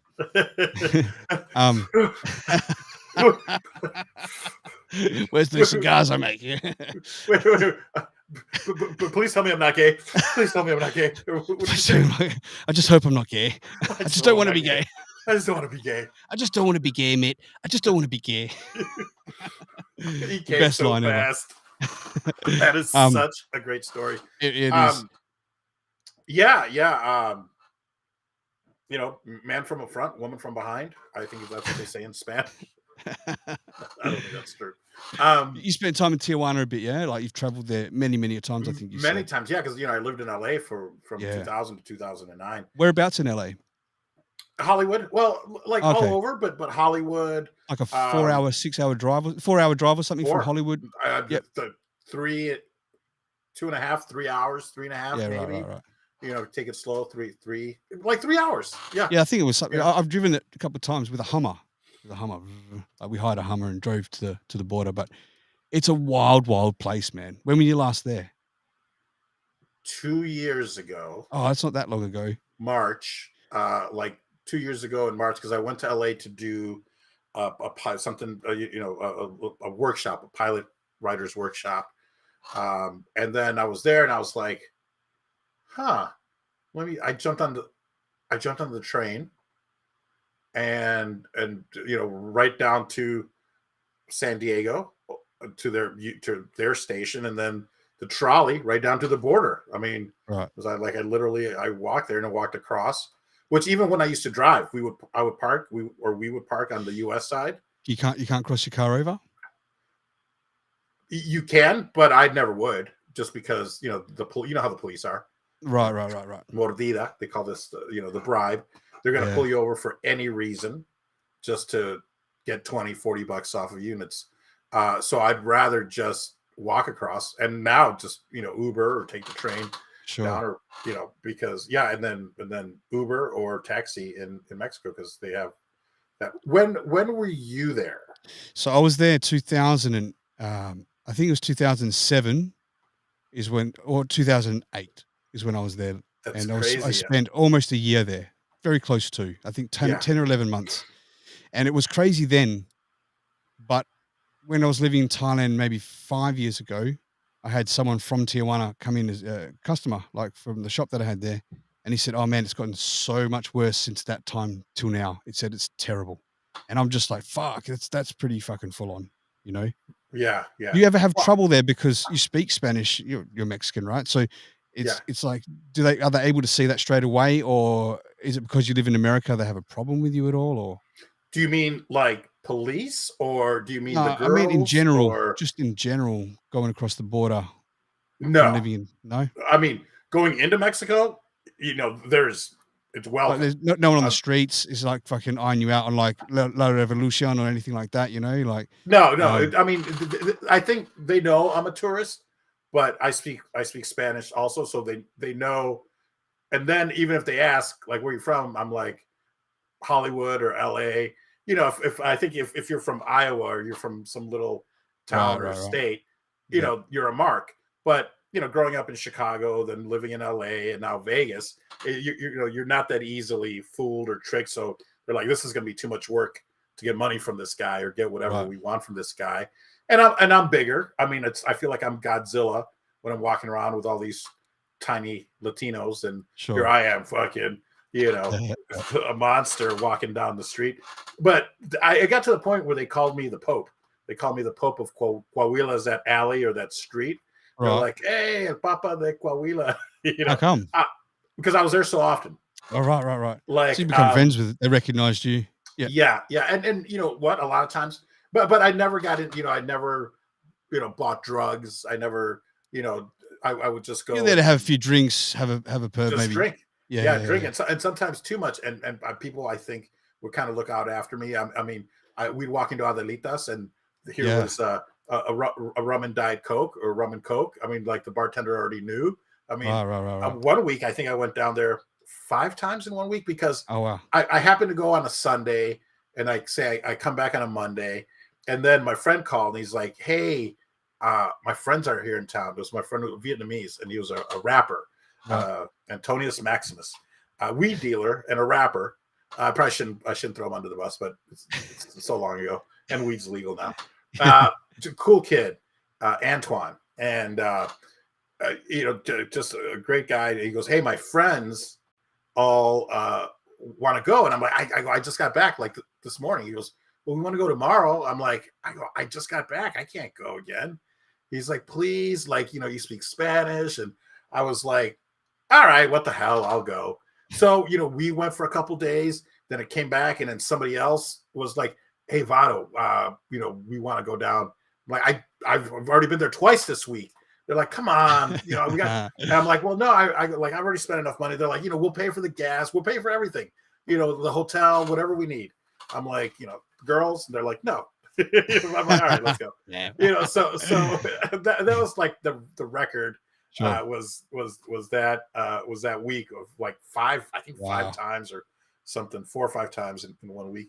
But I, luckily I never had really any troubles, but I wouldn't be flashy.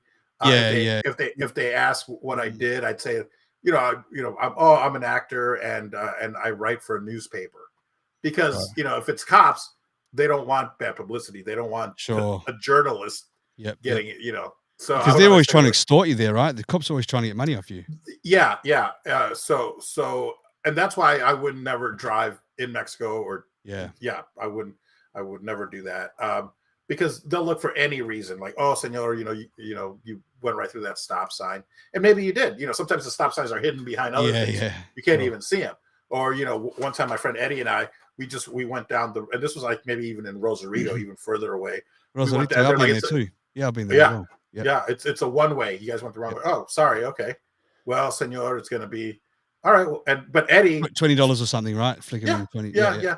But I think Eddie's parents have a condo down in Calafia, so we're like, like we live here, and so then they're kind of like, all right, we're not going to get shit. Give us a ticket, we'll take care of it.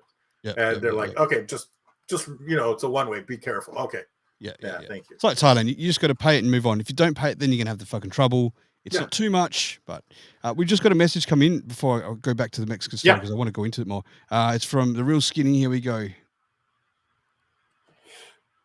Hey, Rock, my brother, my friend, my pal. Hope you and Paul are having a great show. I hope the show is still going on. It seemed like it was live on Facebook. I'm not real sure, but anyway, I jumped in here and had to make this new IG, because apparently I can't get back into my other one at the moment. So I made a brand new one just to come on here and aggravate you. How you doing, brother? Hope everybody's all right. Of course, this is the Real Skinny, and I will go back now to Facebook and listen to the show. But anyway, great to see you, man. Great to see you, Paul. You guys have a good one. See you, Skinny. I'm out. Man, that is such a great guy to. It's great. He is, we love roasting each other, Skinny and I. Like, obviously, I'm better at it than him because he's only got half a brain cell, but he still tries, and that's the main effort. Skinny, he's sort of guy. He's a bit of a dick. He looks like so much. He likes dick so much that he looks like a fucking plasterer's radio. That's what you look like. A plasterer's radio. What a great descriptor. But radio. Yeah, he's a good guy, but yeah, I think there's about 3,429 accounts he's got now on Instagram, because he can't even remember his fucking password. So no wonder I haven't seen him on there. Okay, it just makes new accounts all the time, constantly. Yeah. So. Well, Skinny, definitely, if you're listening, hit me up, or let's connect again, because I was following his old accounts. So yeah. I got to start unfollowing him. I think like half of my following is Skinny, that are of inactive accounts. So back to Mexico, man. So I was still quite young when I went there, and I was actually I had a girlfriend at the time. So as dirty and cheeky as I am, I never got up to any female mischief over there, right? Oh, got it. Yeah. I wish I did, because it didn't work out with us, and it's not for me to do that by that stage of my life anyway. But I was just so loyal to this girl, and now knowing what we know, I should have just gone to. I mean, I went to Adelita's, but waited around for a friend while he was banging a bird there and things like that. But when we first got there, we went to La Revolution, right down the street, and the taxi. We had a taxi guy, Carlos. He would look after us, but he'd be like, "Be careful, be careful." So we wanted to go strip clubs and stuff. He'd drop us maybe, I don't know, 50 meters. What's that in maybe 150 feet away from the club, right? So you have to walk down the street, and you could feel eyes burning into you with gangs on the street and stuff like that, murmuring under their breath, "Where are you from, man?" And we're like, "I'm from Australia." As soon as we said Australia, it was like, "Hey, you're from Australia, man!" Totally changed their tune. Totally changed their tune. Interesting. Yeah. I think Yeah. they Yeah. just Yeah. didn't like Americans, you know. Yeah. So we made a point of speaking a lot. Yeah. Yeah. I guess they're like, okay, yeah. These guys are cool. Yeah. Yeah. What? Oh, was your girlfriend Mexican? Was it a Mexican girl? No. She was back here in Australia. So, Oh, she was. Okay. Yeah, Aussie girl left here for the first few months, then came back, got him, and went back. Yeah, we got Oh, our okay. girlfriend. Okay. My brother. I went with a few of us, stayed over there. Yeah. We're Yeah. doing No, I some remember illegal some of those activities. stories. Yeah. So, but there was another main club there. You didn't really go to the clubs, more the bars on the main strip, right? But there was a couple of, I'm just trying to jog my memory now on this one particular club. After going there for about 5 weeks, it was like we had fucking booths given to us and drinks given to us and everything. It was amazing. But looking back, I think they were going to try and swindle us, and we just never kept going back because our time was up there. But The I'm long pretty con. sure. Yeah, of course. Yeah, it's the long con, I'm pretty sure. And I had people that were our Mexican friends telling me to be careful of the manager dude, because he's like fucking on me. He's like, yeah, he's like, love me to death, because apparently he's already been done in the past, spiking dudes' drinks and raping them. I was like, Oh whoa. shit. Like, yeah. So like now at my age, like I could see through everything. I was still street smart back then, but not to that level, not well traveled street smart in a place like that. Right. You know? Right. So I just didn't see that game. Yeah. Imagine that. Yeah. So anyway, I woke up from his house one day with a sore ass. I never told a soul. Bud Light makes my butt hurt.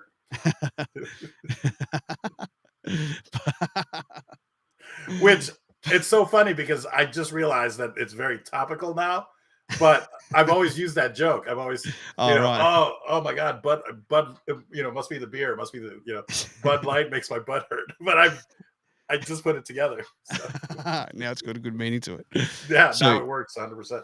Yeah, our driver car. So we stayed in a place there. Like, long story short, we had a millionaire friend of ours called Lou, who flew us over to do some things over there, like some gigs, and it wasn't anything to do with drugs, but more to do with like numbers, right? And we worked there without a visa, so we were legally working there, and we didn't have a visa even to go to Mexico. We didn't even know. He said he was taking care of it, and he didn't, and all this shit. So we didn't have any idea we were aliens even walking around, Mexico. And we stayed in this place called Chapultepec. Are you aware of that place? Chapultepec. It's not too far from the main city. It's like a suburb or like a community by Tijuana? Suburb in Tijuana. It's kind of like the rich area. So it was like he rented out this mansion for us to stay and everything. Like we had these fucking big bedrooms and stuff. But there was something like 8 kidnappings a day in that area alone, where they'd kidnap families, people, and take their cars. And then some people would pay the extortion money and get their family members back. Others would pay it and they still get killed. Sure. We were like, holy shit. I mean, I've never been exposed to a world like that from being in Australia, as like a 20, how old was I? 26 years old, I think I was when I was over there, So it was just fucking wild, man. I've got so many stories from that place, but I want to hear more of your stories from that place. I mean, did you have any like crazy interactions and cops extorting you at all? Like, not really at all. Yeah. I have to find it because I wrote it once, but what did they do? Well, I'd rather tell you. I mean, I think the first time I went was with this. He's a famous podcaster now, and but he was an actor, Bobby Lee. Do you know? Yeah. Well, he's a friend of yours. He was. He was. Oh wow! Yeah, it's cool. He says some funny shit, man. He's really funny. Yeah, he's very funny. The Asian guy, right? Asian guy. Yeah, a little bit. Yeah. Bobby Lee. Yeah. Which I think his name is Robert Lee. Right. So Robert E. Lee. We went down there because he didn't drive. So looking back, it was like, oh, he was just using me for a ride.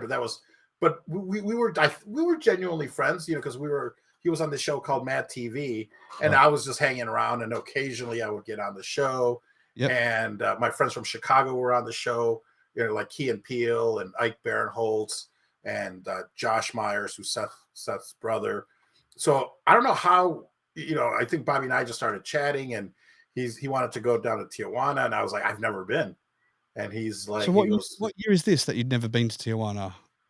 2003. Wow. Okay. So 20 years ago is your first sort of experience. 20 years ago, probably 20 years ago. Okay. Because I'm almost sure that he would have been the first guy I went down there with, because I didn't know, as they say in Spanish, la movida. I didn't know the move. I didn't know, and you hear all these horrible things, and you're like, I'm not gonna, even from my mother, who's Mexican. Well, she's from Texas, but she's like, ay, mijo, never go there. It's dangerous. You'll get kidnapped. You're just nothing but trouble.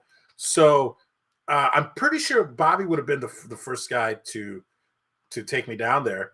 And I didn't know, but he grew up he was from a little town called Poway, which was by San Diego. And his first gigs were at the La Jolla Comedy Store, which was owned by Mitzi Shore, who's Pauly Shore's mother. So they gave him his first breaks. Because I remember, so we must have stopped on the way back, because on the way down, we're going past La Jolla, and I'm driving, and he's looking over, this out the window, and then all of a sudden he kind of like starts talking to me. He's like, he goes, because he'd made it, he was getting how much ever money. He was on a hit TV show, Mad TV, and he looks over and he goes, it's kind of like CC DeVille's story. He was like, I've had all these issues, all these problems, but yet I've made it. I'm on this show, and he was crying, and I started laughing because I thought he was doing a bit. So I go, and then I realized he's crying. Oh my God, he's serious. He's being serious. So I was like, I am so, and he was like, but also to this day, I don't know. He could have been just. He could have been, because that's like what his comedy's like, That's what his comedy's like. When he's telling that bit about like how he was molested as a kid. Remember that? Did you see that bit online before? Of course. It's fucking hilarious when he says it, Yeah. Things I've ever heard where he was brutal. I mean, and it's not funny. It's not funny to be molested as a kid, but the way he says it to try and get a laugh out of the way he says it, to try and make you laugh because you're not supposed to be, right? It's genius, man. So I think he's always done that. And that's why, because for people that don't know, obviously we're not. If you watch it, there's no way you can't. Go find the clip with Bobby Lee talking about molested as a child. He was telling, I think it was who's the fighter and the Brendan kid, Schwab, right? He was telling Brendan Schwab at the time, I think. And Brian Callen, the fighter and the kid. But just look up Bobby. If you type in Bobby Lee, it'll probably say Bobby Lee, Matt TV, and it'll say Bobby Lee molested or brutal or Down syndrome. Yeah, Down syndrome. That's right. Yeah. I mean, for a whole summer, it's one of the funniest things I've and Bobby's had some of the funniest lines in movies, and he doesn't get big roles, but like in The Dictator with Sacha Baron Cohen, I didn't know he was in part. Right, so he's in movies as well. I didn't know. I don't watch much TV for that stuff, but that's cool. I have to go back and see. But the Dictator, he walks out of a bathroom, and he's supposed to be like a Kim Jong-il, like Korean style military dictator. He walks out of the bathroom, and Ed Norton walks out after him, or maybe Ed Norton walks out, and Bobby Lee. Bobby goes, "Next time, you pee on me." I mean, he's got some great lines. Look up The Dictator, and I forget what other movie I saw where I was just like, it was just brilliant. But then that story is one of the funniest stories I've ever heard, and every now and then I'll go back and revisit it. Oh, I know. On my we can play it. I can find it. Do you want to find it and play it? That way people know what we're talking about right now. Sure, and maybe they can, they can tell us what they think. But I feel like Bobby is now kind of backing away from that, saying it was all made up. He's also claiming when he would go down to Tijuana and have sex with these girls that that was kind of made up. But I mean, he's the first one that took me there, and I was like, so how do you do this? So we sat at a table, and within 30 seconds, he looks over, he sees this really tall blonde girl, and he gets up, he walks over, gets her by the hand, and I can't remember if she dragged him or he was dragging her. And he's short, she's in heels, 6 foot tall, beautiful blonde girl. And as he walks by the table, he's like, to me, and I go, oh, that's how it's done.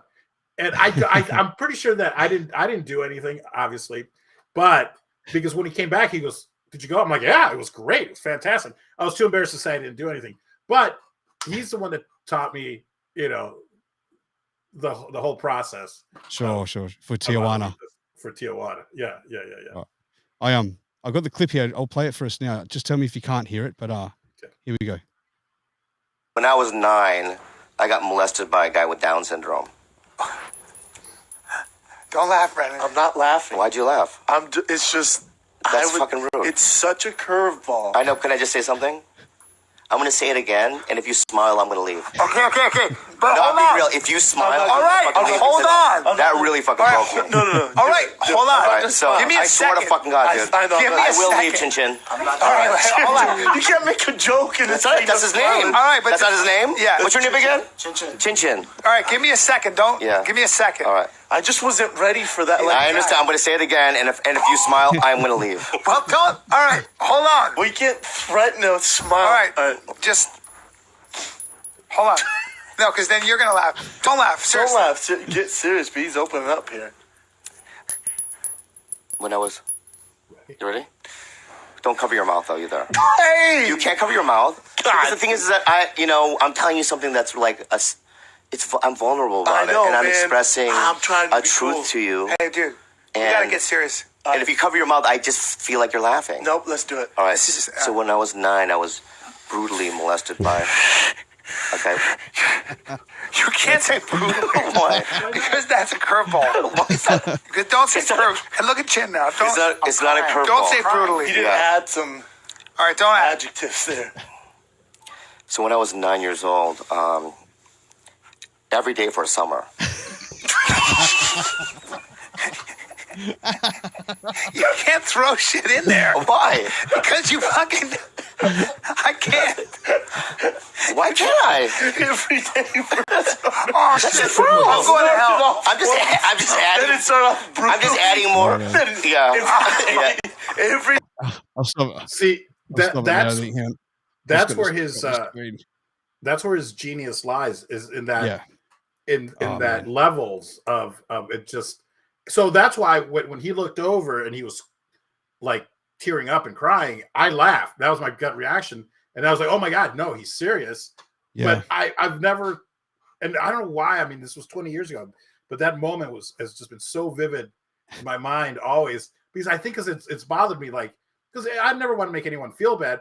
Sure. But it's Bobby Lee, so I probably didn't. It was just, it was some of his the way he work. did that. Yeah, he's just brilliant how he did that, man. He is. Paul, I've got a few messages from Skinny. They'll be sitting here. Sorry, man. Oh, great. Let's do that real quick here. We've got 3. Wait a minute, you friggin' ass hat with glasses. I keep getting locked out. This actually the last one I got banned. I won't go into all the details, but someone had asked me a question, and I answered it with just common sense and just being honest. And it was weird. I got locked out of my own account, but we're working on it. I just got a email back. So that's all right. It's probably a long-winded story, as he does. You got locked out, Skinny. Your girlfriend locks you out. Even fucking Instagram locks you out. All right, let's see the next message. Here we go. It cut me off, but I was saying we love you, Rock, and we accept you for who and what you are. Jesus, fuck, it's been so long since I've done this. Anyway, much love to you guys. I'm still on iHeartRadio, Spreaker Radio, YouTube. Pulled all my stuff down from YouTube and revamped it. Haven't been doing a whole lot and sending a whole lot there, but last one. Just real quick, Paul, I have been to Mexico City, Mexico. I went with a friend of mine, Asensio de la Rosa Bueno, who was actually here in the States. We knew him as Eric, really good friend of mine for many, many years, and just recently passed away. But I went with him and his 3 brothers, and it was an experience I shall never forget. I won't go into all the detail. It's your guys' show, but I will say this. To be a tall, skinny white dude with a Southern accent, especially the deep Southern accent like I've got, it's really an experience, and you're not a fan favorite. But we were there, and I'll say this too, Rock, you have not lived, my brother, until you have drank real, true Mexico tequila. Oh my God. And I've never woke up in my butt sore, even in Mexico. So, Rock, I would consider. So, I think he's right with what he says about the tequila, because Mrs. Red Rose, our friend Mrs. Red Rose, she's huge on a tequila, and she's Yeah, she's adamant about what's good and what's not and what's shit. And like, I'm not a fan of tequila. It really tastes like gasoline to me. But what about you? I've switched to tequila because I do enjoy it. It's it's more natural. It's easier on your body. I'm clearly not a health nut, but when I was going down to Mexico, my doctor in Mexico, who was a one-stop shop for everything, without having to go get a prescription, he would do it all. Sure. Yeah. And I've got a few funny stories with him. I think did I meet him on that trip with Bobby? Or maybe, you know what? Maybe I'd already been down there. And because I feel like we went to go see him because that's, Bobby was sober from other stuff, but he still enjoyed the pills. And sure. There were plenty of people around because when we had a crazy Vegas trip where,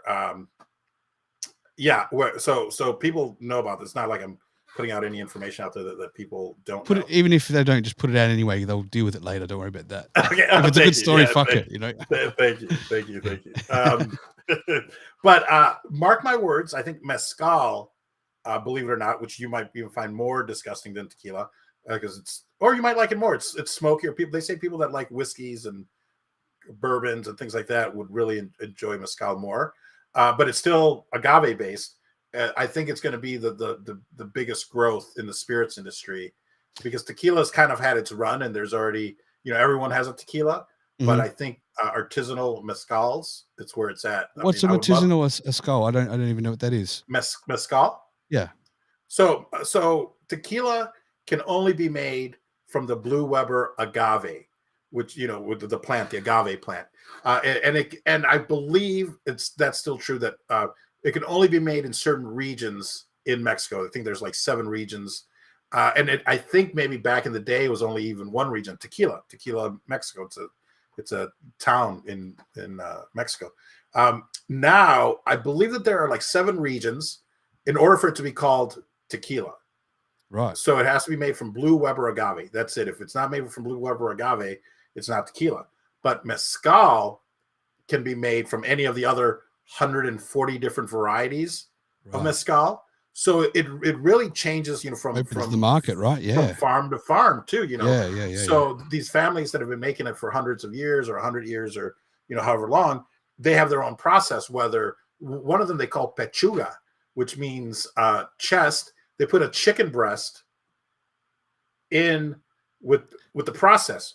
Right. And like a raw chicken breast. Like a raw chicken breast. Wow. I think it's raw, maybe they cook it and put it in. I don't know the process. Yeah. But I know if you look mezcal and you look up pechuga, chest or breast, that's because it's made with this chicken. That's just their process. But it can be made in different types of, whether they're steel or concrete. How the agave is crushed. Some of them use a horse and like I don't know if it's called a millstone, if it's on its side, and it crushes that. And then, then it's put under the piñas, or they're called piñas, is the heart of the agave, which I think takes something like 7 to 10 years for them to grow. So there's this long process. So that's mezcal. Mezcal, it's and it's usually more expensive. The thing is, back in the day, I don't know, the 50s or 60s, somebody thought it'd be a good idea to put a worm. And mezcal has always been known as that's what we got here. That's what we got. The one with the worm. The one with the worm. And it's the cheapest mezcal that you could ever make. And it was probably because they didn't want to spend money on Blue Weber agave. I'm thinking, why spend money on Blue Weber agave tequila? It's like the tequila I know. That's the tequila I know. Yes. Like, and that's, I'll bet if you found better tequilas, but who knows what they'll cost in Australia. I mean, do you want to spend $100 or $200 on a bottle? Probably not. But Mrs. Red Rose is going to send me some from the United States, like even from Mexico, some that she totally recommends. In fact, I'd love to connect the two of you, because I think you have a good chat with some things going on that might be good for you both, right? So I would love that. Yeah, I've got to connect you guys, because you're both like, I trust you both like big time, and if I could connect and vouch for each other, for sure. Wonderful. She's right into it as well. Like, I think that she'll understand exactly what you're talking about, like, as much as what you're talking about. It's the first time I'm hearing it, but Yeah, it'd be an interesting conversation, even to have the two of you up here one time just to talk about that. Oh, like that. yeah, we could just do a tequila and mezcal show, but I really, mark my words, I think mezcal is going to show the most growth. But then it's tough to go to a farmer and go, hey, let me buy all your supply. They might already be selling it to other people because it's growing so fast. And it's not like you want to take advantage of someone, but if I could find, do a Vato mezcal, that would be amazing. Absolutely. I mean, I have the brand already, so you've branded well. I'll get into the branding now. Hang on. There's a couple of messages from Lauren, but she sent them on a different platform. I've just got to disconnect from Station Head to connect to take these 2 seconds, so they won't hear they won't hear the questions. What I just do? I hope it didn't end the show. And who? I'm sorry. Who's your friend that does tequilas or loves tequilas? Mrs. Red Rose. Mrs. Red Rose. Oh yeah. Of course. Yeah. Yes. So message from Lauren. Here we go. Hope it works. Wow. Wait for Skinny to come in with the most long-winded ass way to say that he can't get an email. We fucking get it. We know what the protocol is for retrieving and resetting passwords so that we can get back into our email, Skinny. What in the fuck? And I cut that message short, Lauren, too. So yeah, imagine that. Here we go. Next one. Skinny, that shit cut you off because it's got a limit. 1 minute. 1 minute. That meant you talk too much. You know what my grandmother would say? That you're a bocona. Bocona. She's roasting Skinny straight up. I don't even know if they know each other. I think they do know who each other are, but I don't know how good. But good for you, Lauren, roasting our brother Skinny there. Yeah, Mrs. Red Rose. So she's there's so much I want to say, but I don't know. It's not my business to say publicly on her behalf. But I'll definitely connect just because I think it'll be worthwhile for you. Yeah. Wonderful. Yeah, I would please set it up because plus you're in Vegas, right? Yeah. That's another cool thing. We haven't had this conversation before, have we? At all? No. Okay. Anything I can do to help or facilitate? Or, yeah, I think there is. Yeah, there's some things going on there. So especially if it has to do with tequila or cigars or. How far into the show are we? Because I'll tell her we're about it was about 2 hours in when this came up, so she can go back and listen to it. Yeah, for sure. But yeah, man. What else? Anything much? How much more time you got? I've got a little bit of time left, so it's up to you. Whatever you have. Another 15, half hour, whatever. Yeah, you tell me what. 15 and a half an hour sounds good. Yeah, it's my Saturday night. I'm spending time talking to my friends here, so it's good. It's Do been. You guys celebrate? This is probably a dumb question. Cinco de Mayo. Is that a thing at all? No, we don't. I only heard of it. I'm not saying it doesn't go on around here, but it's not a big thing. Oh, she's listening right now, Mrs. Red Rose. Speak of the devil. I don't know if you heard the last 5 minutes or so of conversation, but you and Paul need to talk about tequila in a serious way. She knows Skinny, Lauren. She's giving. In fact, Skinny's left a message, so let's play that. He's probably going to roast Lauren back. I would imagine so. Listen here, Lauren. Don't come on here getting all smirky with me, all right? Don't be all smarmy and grimy and all that stuff. You know what I'm saying? Because you don't fucking know me, all right? You just don't fucking know me. I know the guy that does the thing in the place. You know what I'm saying? So don't fuck with me. But if you weren't as big and strong as you are, I would be saying a lot more. But obviously, I'm afraid of you. So, how you doing, Lauren? Miss you, gal. Much love. That's right, Skinny. She will snap your neck like a fucking pencil. That's like no joke. Pencil. She frightens me. Yeah. She says she just hopped on. We were just talking about tequila. In fact, we probably haven't finished talking about tequila. Just that we took the message and I might have cut that short. But yeah, and you were saying that the blue. What's the next? Well, I was in order for it to be tequila, it has to be made with blue Weber agave. No, but you said the future of. Sorry, I'm obviously the future. The growth that I see happening is mezcal. Mezcal, specifically because tequila's already experienced a growth. I don't know, 10 years, maybe longer. All the celebrities have a tequila. The Rock has his tequila. The guy, one of the Jenner, Kylie or Jenner, one of them, they have their own tequila. You're saying Bruce Jenner. One of his daughters. Right. The young ones, the billionaires. Kardashians. Like the 21, 22-year-olds, I think. Right. How old they are. One of them has I think 808 tequila, which 818, maybe 818, which is the Valley, like California. Right. Bryan Cranston from Breaking Bad, he and some other guy from Breaking Bad, they have their own tequila.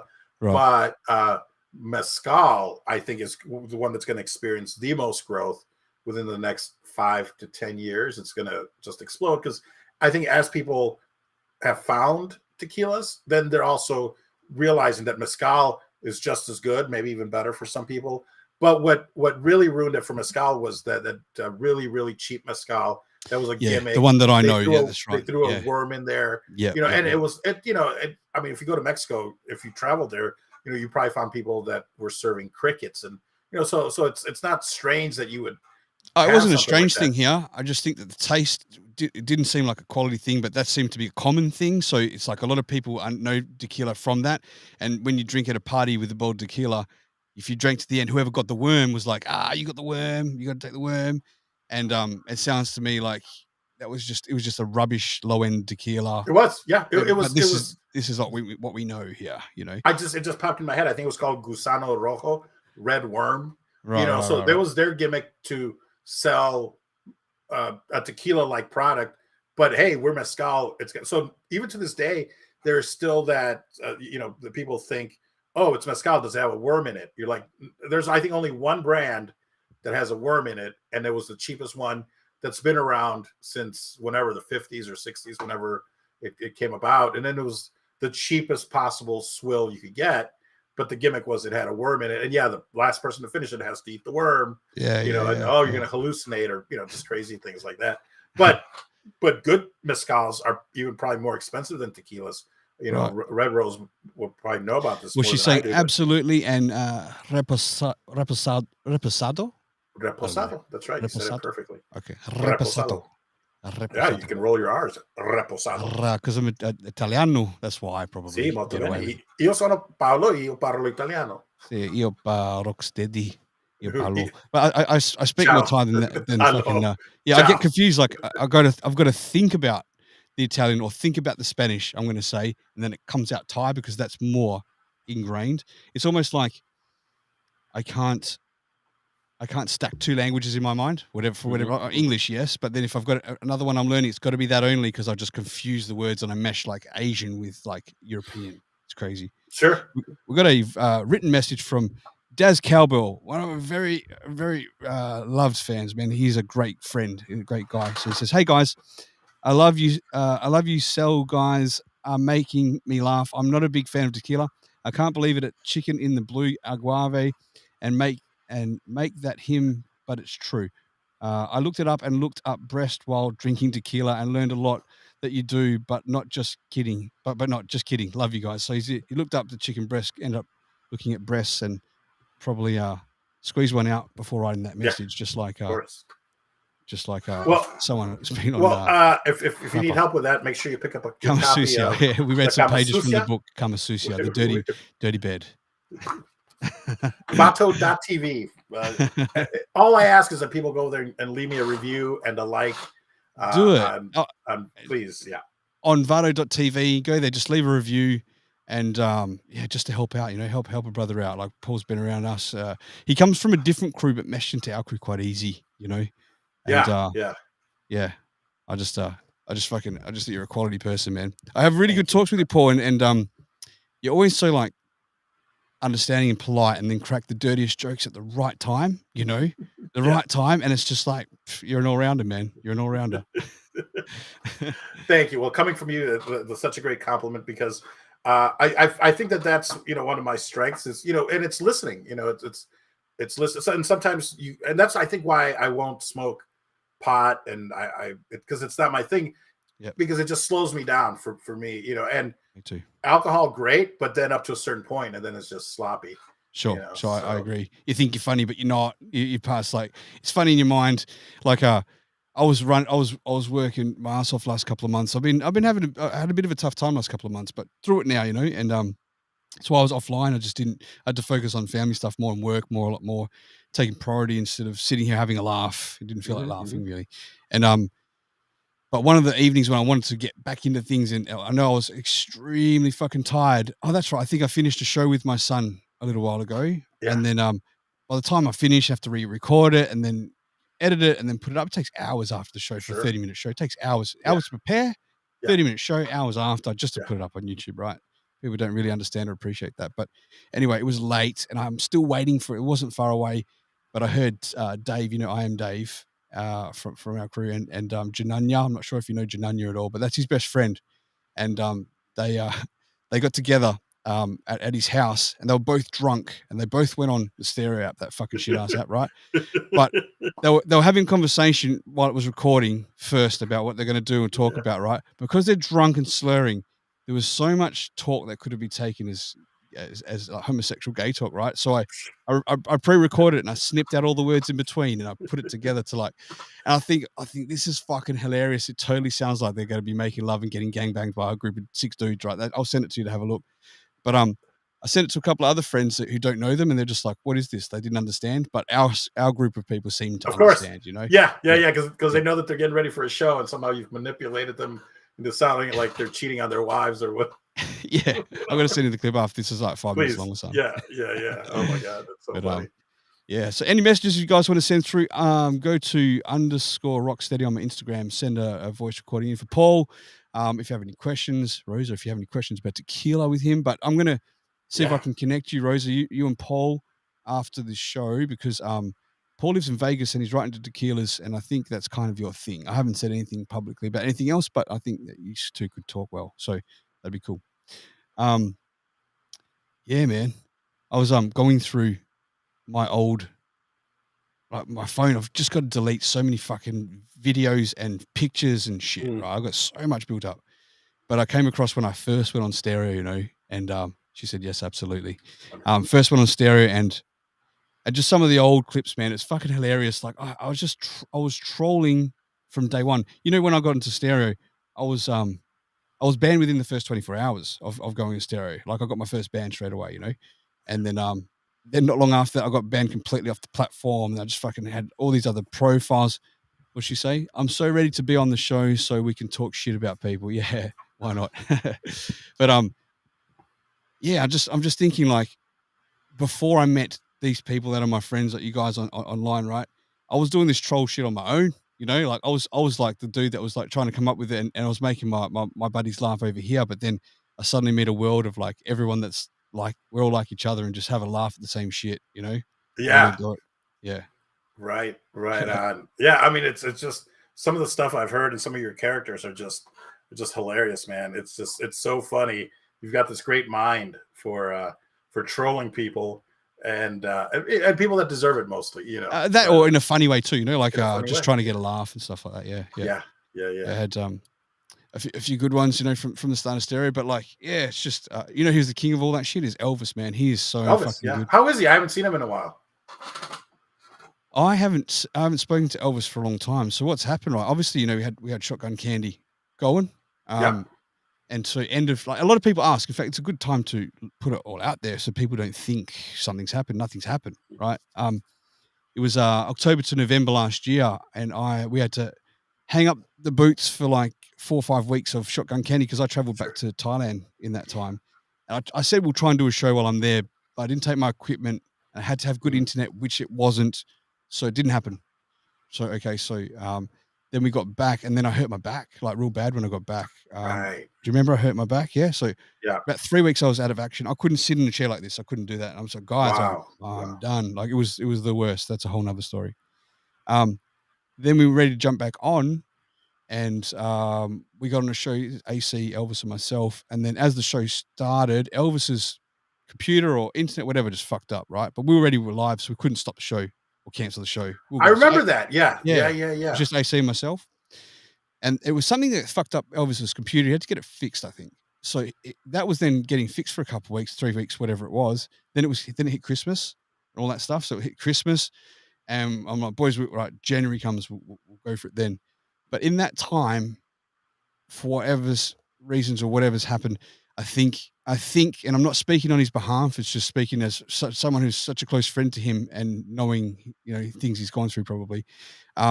Something's happened, or some realizations happened, or something heavy's happened, and he just needed to take some time, I guess. But he went off comms, like off communication. Couldn't get a hold of him. Just couldn't get a hold of him anywhere. And he was hard to get as it was. There was only one platform I could really touch base with him, and that just feathered out to nothing. Then I started to get worried when I didn't hear from him for a while. So being super private, secretive person he is, I'm the only one that's seen his face. I'm the only one that's got a very little bit of information of his real information. I respect his privacy, but in this particular case, I'm feeling like I have to do some digging now to just touch base, make sure he's all right, Sure. you know? So Yeah. I spent hours trying to find out real information, where to find him, and I did. I was able to get in contact with members that knew him and pass a message to call us back. So he did, and then we had a good long talk, you know. And Okay, good. I just said to him, "Listen, man, like, don't worry about the show. Don't worry about whatever. Just let's stay in touch. Don't lose our friendship, man. You know." And he agreed, and we talked. It was like it was all cool. There was no beef of anyone or anything like that. And he's just going through something at the moment, you know. And It's yeah, understandable, and it's like, having to do this is time consuming. So if you've said, hey, I'm going, like you just said that, even with your kid, it's like for a half-hour show, there's prep time, there's the show, and then there's the editing afterwards. I mean, it's a full-time job. It's an 8-hour gig to just put out, a half hour, an hour of content. So I get it. The most important thing is that I hope that he's well. And when the show is going to happen again, it'll happen again. AC, we should shout his show out. He's doing a show as well. Doing Midnight Media. Yeah, that's right. He does that Media. Straight after How Was Your Day with Sam and Dave. So that's on Wednesday evenings in the US time. And that's great. It's kind of forced people to do their thing too. I've always had my thing like that. And then I've had a group thing going like that, with some co-hosts. But I just want those that are listening or asking or wondering about Elvis, like, and as much as I don't want to say it, and I hate that it might be this way, but I completely understand him because I love him, is that he might never ever come back. He might never come back online. Sure. That might have just been a phase that happened through COVID and all the fun that we had. It's just there might be other things he's just got to deal with or do, and I respect it.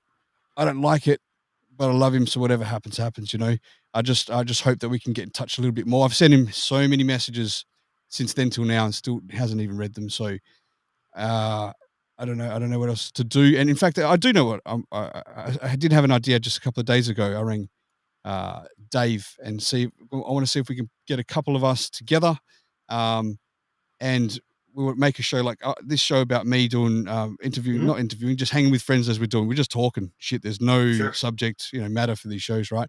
But one about Elvis, let's bring back Elvis and just prepare some snippets and things like that.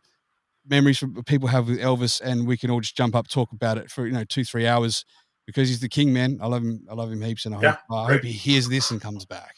Yeah, I hope so too. Great guy and so talented. So talented. But either way, mental health and physical health, that's the most important thing. So health. I think it was family security. There's a whole bunch of things. It wasn't one thing in particular, and I'm not suggesting it's mental health or anything. I think he's just got bigger priorities that he's focusing on, and just like I did the last couple of months, right? So I don't know if probably haven't told you. You may have heard me on the show with my son or anything, but yeah, my son got diagnosed on the spectrum in February, end of February, right?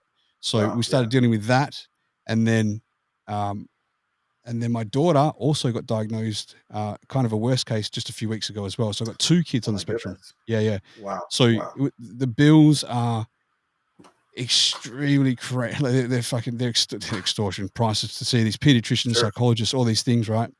But we have to go through this process of from about February, about a 9-month process to get the full formal diagnosis to be able to present this case to the government for then you can get this funding for NDIS programs, right? Wow. So okay. And it's thousands and thousands of dollars for one kid. I got 2 of them going through at the same time too, like a few weeks apart, sort of thing. So it's just like, so I'm like, fuck, I love the shows and everything, but fuck it, like put that down for now. Going back to work, 100%. I just worked and worked, and like as much as like I'm the one that's picked this in my kids fucking years ago, and that's how I started getting on social audio because I just, no one was believing me. I could see it. I just had it as a place to vent, and it kind of turned to podcasts, But after about a 3-year process, finally, I'm absolutely fucking right with what I was thinking, and so I was like relieved in one way to be right and know that we have something to work with. Disappointed because I'm sad for my kid, but for whatever reason, 5 or 6 days later, it hit me like a truck, man. It hit me like, boof. And then what really lays in the future and really what it's going to be like. And what the struggles are going to be and what the financial struggles are going to be and what we had planned is not going to be. And all these things had hit me. So I just went through this lull and I didn't want to speak to anyone. I would say, I would dare say I went through a state of depression, and without feeling like suicidal and shit.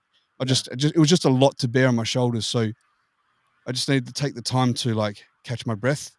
And that's what I did. And now I just feel much more at ease than I did before. And we just got to crack on. There's the light at the end of the tunnel, crack on. That's the way we got to go. And that's what made me think, fuck it. Like I was trying to like build podcast and brand and stuff and all that, it just doesn't matter what you think. It just doesn't even matter to me anymore. What matters to me is relationships and people around me. So that's why I thought, like, I'm speaking to these people, no disrespect to anyone I've spoken to. I didn't know, it's been some great shows, but I just want to speak and hang with my friends like this, Well, and thank you. It was, I mean, I'd already, I think I'd gone to sleep, but something woke me up and I saw your message and I'm like, yeah, let me just take another nap and then get up at 6:30 and do this. And it's been so enjoyable to get to, reconnect and talk. And, if you need money for your kids, just do a fundraiser. Just so you can hit that little square, the little QR code at the front, or fundraiser. Well, I was thinking you could just say one of your parents passed away. It almost worked for someone before, but when I called that shit out, I was the asshole apparently. But yeah, fuck it. Apparently. I've never I've never asked for $1 off anyone online before. I've seen it quite a bit. There's a lot of people like on these online platforms that they try to fucking ask for $5 or $100 for this and that. I'm a man who stands on my own feet like you. I just don't want it. I'll just go out and get it. Instead of focusing on online, I'll focus with my hands at work, and it works when I'm working my ass off type thing. So yeah, that's where it's at, man. Wonderful. But yeah, it's also made me realize that I'm not trying to blow my trumpet and think I'm perfect or anything like that. But when I was on some of these apps, depending on which platform it is, not so much YouTube, but more like say Stereo app or you would have probably experienced on Clubhouse and stuff. There's a lot of people with mental health issues on there. Sure. That claim to do things or say things like they know things and they're not. And it was apparent to me, and I'm so deeply interested in psychology that I like to play the mindfuck games. I love it, right? Like I like to maneuver things and whatever, right? Not be sneaky or sly, but understand that person and understand that reaction is going to come out of this, action sort of thing. Anyway, so as that's gone on, I thought there's so many more people than I ever even realized. Like nearly all people have something going on. And I thought, if I'm on this app with these people, I must surely have something too. There must be something. But what? Yeah, I'm thinking, what? I'm not perfect, but I can't see it myself. Maybe it's apparent others. People calling me a narcissist and shit. I don't give a fuck about that. I don't think I'm narcissist at all. I like to have my voice heard in certain situations. I don't care about others, right? Whatever. I don't want to feed the ego. But like it's become apparent now through the testing process with my son and my daughter that I clearly have ADD, and potentially I wouldn't maybe say I'm on the spectrum, but I think I'm not far off it with some of the things and traits that I do, which is quite a lot. That I could potentially be diagnosed on it. I think I should try and get an adult diagnosis. I don't know, but I've been lucky enough to be able to function and understand people's body language and communication, which is a big thing about being on the spectrum. So that's what makes me think I might not be. But other than that, I think there's a lot of fucking things that I am, and that just spins me out. So I've been questioning my own life and how I've grown up and like who in my family's got it, and it's becoming so obvious now that I just had a blind eye to, because you're raised with it and never look at it, Yeah. Oh, interesting. Wow. Yeah. And you're right. I mean, everyone that you talk to online, they've got this persona. I'd like to hope and think that what you see is what you get, but I also take people at face value. So if they say something, you're like, oh, I believe it, and then you realize it's all lies. They didn't do that. They never did that. Because even sometimes I have to be careful when I say so. Sometimes I hear myself talk and I'm like, God, it sounds like I'm just bragging, or I'm telling you all these things. I'm like, but I mean, I'm old enough. I've experienced so many different things. It's true, But sometimes I hear myself talk and it's like, wait a minute. I know I did do that, so I can talk about it. But other people, they can just say all this bullshit with no problem. and it usually comes down because there's some kind of scam going on. That or they're trying to become someone who they're not, right? So I'm so good, like getting the attention, making themselves feel good, feeding their ego. But I just got to step in and say there that never ever do I get that feeling from you. You might feel that because you're probably so humbled when you say it, and like you're not someone to gloat. So when it seems like you might be gloating, you think, oh shit. But because people who know you're not a gloater or anything, it never comes across as though you're doing that. You're just saying it because you've done it. So I've got to let you know that, for sure. I'm more of a bloater than a gloater. I thought you were more of a blower than a glower. Straight in the dot. Straight in the dot. Get your hand off my penis! That's right, yeah. That is one of the funniest memes ever. Oh, man. And if people enjoy memes like that, please come to my Instagram, because that's one of these days I'm going to start posting stuff, meaningful stuff like this, as opposed to just other people's funny memes. But sometimes I think we take them and we make them better. There's just so many, there's so many good things out there. And sure, I can only send you, I know that I can only send you certain ones, and you send me certain ones. Yeah, certain ones we can send. Yeah. That other people would not find funny. But so I appreciate you having you as a friend, and that we're simpatico. Is that how you say it? I don't know. Yeah, I don't know what you call it, but definitely a code that we've got. There's only a couple of that scammer that contacted me on WhatsApp not that long ago. Hilarious. And I took him for a ride for a couple of days. It's like I could share the start of that with the group, as dark as that probably was, and as dark as it was. Let's just say that some scam was trying to ask if I'd gotten Granny her groceries, and I basically told her that I've got a vibrator that I'm going to use on Granny, and blah blah blah, just to start this scammer off. People in our group could start reading that first. Then I know there's a point where it starts to get like, some of them go, "Ooh, this is dark." So that the message stops there and it just goes to some certain few, and you're one of those few, right?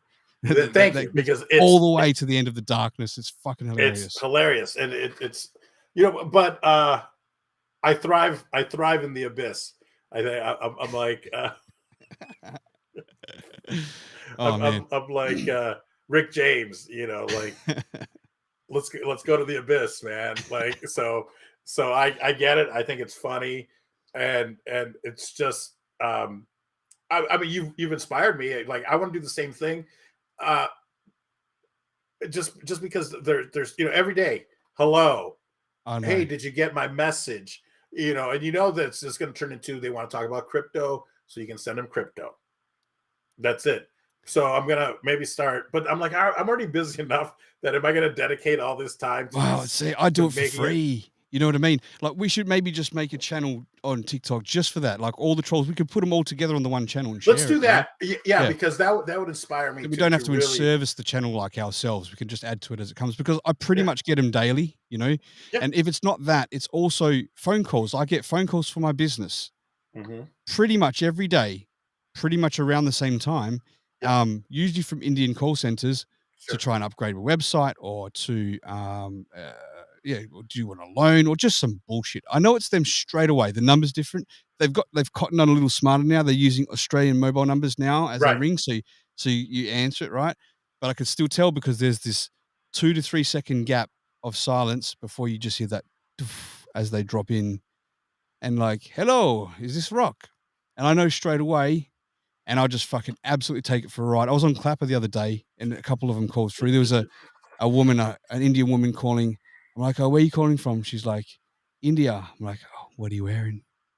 And she's like, Indian clothes. I'm like, oh, nice. What color are your shoes? And like, all the people on Clapper could hear it. It was fucking funny, man. Till they hung up on me. That's what I try to get them to do. Yeah, waste their time. Waste their time. I had one. This one I felt bad about, and I was just like, oh, I'm gonna just take some calls, So they call, and she goes in. I think, oh yeah, it's that that silence, right? So I'm like, hello, pretending like hello, and then click, and they come out. She's like, oh, hello, and she starts talking. I go, what's up, cunt? And she goes, no, and hung up. Oh, straight up knew. Was it instantly? Was it an Indian? No, that's why I felt bad. But they were selling something, but it sounded like an American girl. Right. And she was just not having it. I was like, what's up, cunt?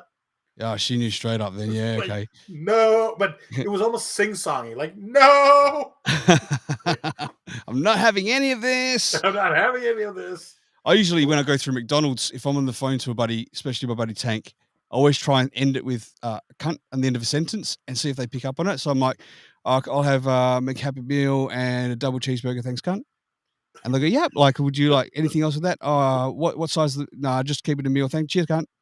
And they're like, and just go through, like, oh, sorry, how much was that, cunt? And they just don't pick up on it, you know. you gotta record these. I will. I'll do it next time. Yeah, that's so funny. Yeah. But in your defense, the C word, it's not like what it is here. And I mean, correct. Yeah. Women really take offense to the silly C cunts. word. They take offense so easily. And I love that word. I freaking love it. I wish we could use it more. Word. But it's unfortunately it still packs a punch here. It does, yeah. Look, it does here too if it's used. Like it's still there's ways to use it, you know. There's definitely ways to use it. I think the English don't get as much credit for using it as well as they should because they also can throw it around quite a bit. Yeah? Sure. They can throw it around. But definitely Americans can't because I think the way you pronounce your words and letters is so precise and round that it's like you're absolutely going cunt. Like if we said said the word cunt, that's not good. Yeah. But we say, oh, he's a good cunt. Yeah. Like, that's totally fine. That is, you know what? That's exactly it. It's just because the way you said it, it's, oh, he's a good cunt. Yeah. See, even when I try to say it, I still hit the C. I hit it pretty hard. Cunt. And then the N and the T. The pronunciation of the T, it's like we almost don't finish the T properly, you know? No. Yeah. It sounds sweet when we say it. And there's just, I was watching, I think his name's I was watching, is it Jack Whitehall? He's a British comedian and he does a show with his father, my travels or traveling. He travels with his dad, who's a very proper British man. And they go back to the hotel and they're like, a blonde lady came looking for you and we let her up to your room. And the old man's like, is she a prosy? Prosty. Yeah, but I thought he said prosy. A prosy. It could be prosy, yeah. But it was just like, oh my God, how cute. And of course it was set up. It turned out that it was his wife that came to meet him on the road, you know. They're like, he goes, you let her in? They're like, yeah, she said she knew you. He goes, like, you can't just let somebody in. And it obviously turned out the old man is so funny, but Jack Whitehall is a British comedian, stand-up and just brilliant. I love him. I love his humor. Whom I've recently gotten into, and maybe we'll have to do like a reaction show, is Diane Morgan. She has a show. Oh yeah, you showed me her. Yeah, I think she's okay, but you really like her. Yeah, you do. You know the shit that Bobby Lee did with the levels. She's good. She's good. Don't get me wrong. I think like what I find, right, and tell me, because I mean you're right into comedy, right? That of course there's different comedy in different countries, but the English comedy is very specific compared to other comedy. You're either into the English comedy or you're not. You know, like people will find the English comedy. I'm not talking about the woman you just named, but other comedy like, you know, their TV shows, their sitcoms and things like that. They'll lose it laughing the English, and I'll think that's fucking stupid. Like, why are you laughing at that? But I went out with a Welsh Turkish girl, and her mum was Welsh. And so she watched so much English comedy over the 4 years we're together. I ended up getting a flavor for that and not thinking the other comedy was funny anymore. And when we broke up, it switched back again. And I really can see the different types of comedy, but I don't know how or why, but it's just so specific. What's your take on that? Well, I think it's, I appreciate both. Like, and I'm not going to be one of these people that they're like, oh, Monty Python. Like, I never, maybe because I was so young, I didn't really get it. Maybe if I watched it now, I would. So it's not like it came from that. But, you know, the first time I watched The Office, the British Office, I thought I got it. I thought it was art. I didn't understand some of the words because they were in English. But I had a Filipina. Was she Filipina? But she was British. She was from the UK. So she was kind of like my translator, Grace. She would translate for me. And it made it all the better. But when I saw that, it inspired me, and it also just knocked me back. Like, oh man, I could never do anything as good as this. You know, so why even try? It's so good. But then you kind of realize, I think it was also, you know, before that was Curb Your Enthusiasm. So I think it was Curb first, then The Office, and then, you know, I've never really gotten into The American Office, even though I've had friends that worked on the show or acquaintances that worked on the show. But because I just felt so loyal to the British office. And then shows, and a lot of it having to do with Ricky Gervais, Steve Merchant, but Carl Pilkington. Just brilliant, isn't he? Brilliant. Ricky Gervais. But then also Carl Pilkington, who was he and Steve and Ricky did a show, like an XFM show back 20 plus years ago before The Office, and the Ricky Gervais show that they animated on HBO. So shows like Life's Too Short with Warwick Davis, right. Where he plays he's the little guy, he's the little person from. Were you trying to say midget? He's a midget. He's Willow the midget. Yeah, I think we can still speak freely in Australia for that shit. Everyone's like, "Oh, the small little person." You mean the fucking weird midget? The little person, the little person midget. And brilliant show or extras. So a lot of it is. My God. One of my good friends is Shorty Rossi, who's also a midget, and he calls himself that. Had a great show called Pit Boss. He would rescue pit bulls. Oh, right. We could go on about him, but I'm going to try and have him on my podcast as well. Yeah. So I think I traversed the line. Sacha Baron Cohen. I think he's good, brilliant. Man. How he gets away with so many characters, eh? Like, you know what I mean? Sure. That last one I sent you with the American, with the mosque stuff, right? Remember that? Yeah, of course. Yeah, I didn't realize it was him till after. After I sent it, I realized it was him. Oh, you didn't know it was him? Yeah. No, I didn't know it was him. That's from a show called This Is America, or I think it's called This Is America. Yeah. And it just shows the hypocrisy of our country and and people and everything. It was brilliant. He played different characters. He played an Israeli Mossad agent who like talks to one of our senators or something, or he's a guy high up in the state. He gets him. He has him using the N-word. I mean, it's fucking brilliant. But yeah, that was Sacha Baron Cohen. Yeah. If right now, I think he just got a BAFTA award, and it's hilarious. If people want to look that up, Sacha Baron Cohen at the BAFTA awards. I just saw it for the first time. His wife is from my hometown, from Perth. Isla Fisher. Yeah, she's a ranger. Yep, she's a ranger. He has a great joke. He goes, and I want to thank my wife, Isla. He goes, I don't know, because it's been too long. So it's awkward now to ask her. But so I think this is a brand new clip. I don't know if you want to pull it up. Yeah, sure. He accepts an award. So Sacha Baron Cohen, maybe Charlie Chaplin or. Sacha Baron Cohen, Charlie Chaplin. Hang on. Or BAFTA, maybe. Award acceptance. Unless it was a long time ago and I never saw it before. Charlie Chaplin is there, yeah? Let me see. Oh, hang on. This is when he goes up for the awards, it's like 5 minutes long? Okay, all right, hang on a second. Yeah, but I think it's like the first 2 minutes are. Oh, yeah, okay. I'll play. I'll just make sure I play the right one. Hang on, I'll just got to share the screen. Do you want to play? Do we have time? Yeah, what time? There's nothing. No commitments here. Hang on, here we go. All right, so this one here, I think. And you know what? I might go grab Muddy Heads.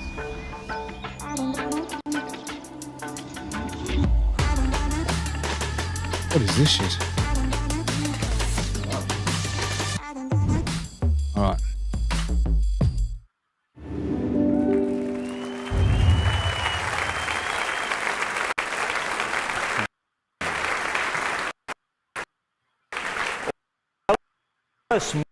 More, the beautiful, glamorous, talented goddess of all that is holy, Salma Hayek, and accompanying Salma, Grace Cullington, who was a child actor, worked with Charlie Chaplin.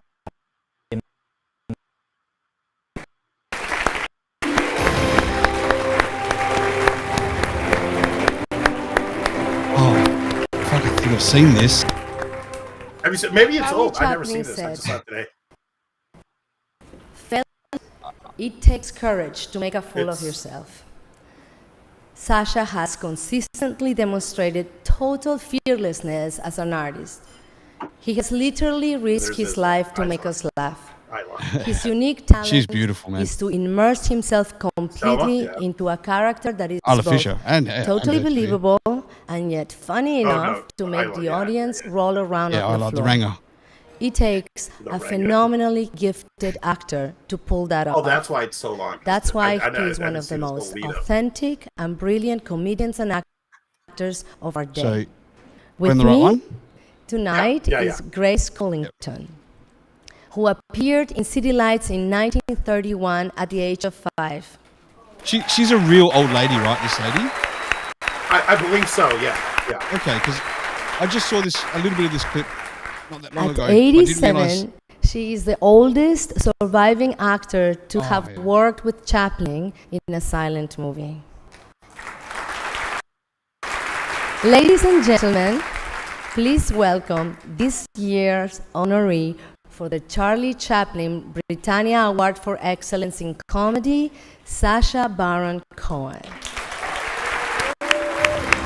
He's a tall motherfucker too, isn't he? Yeah. He's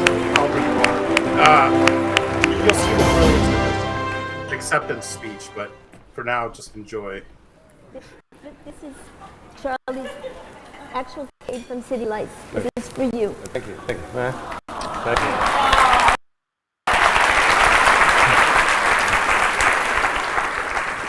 All right.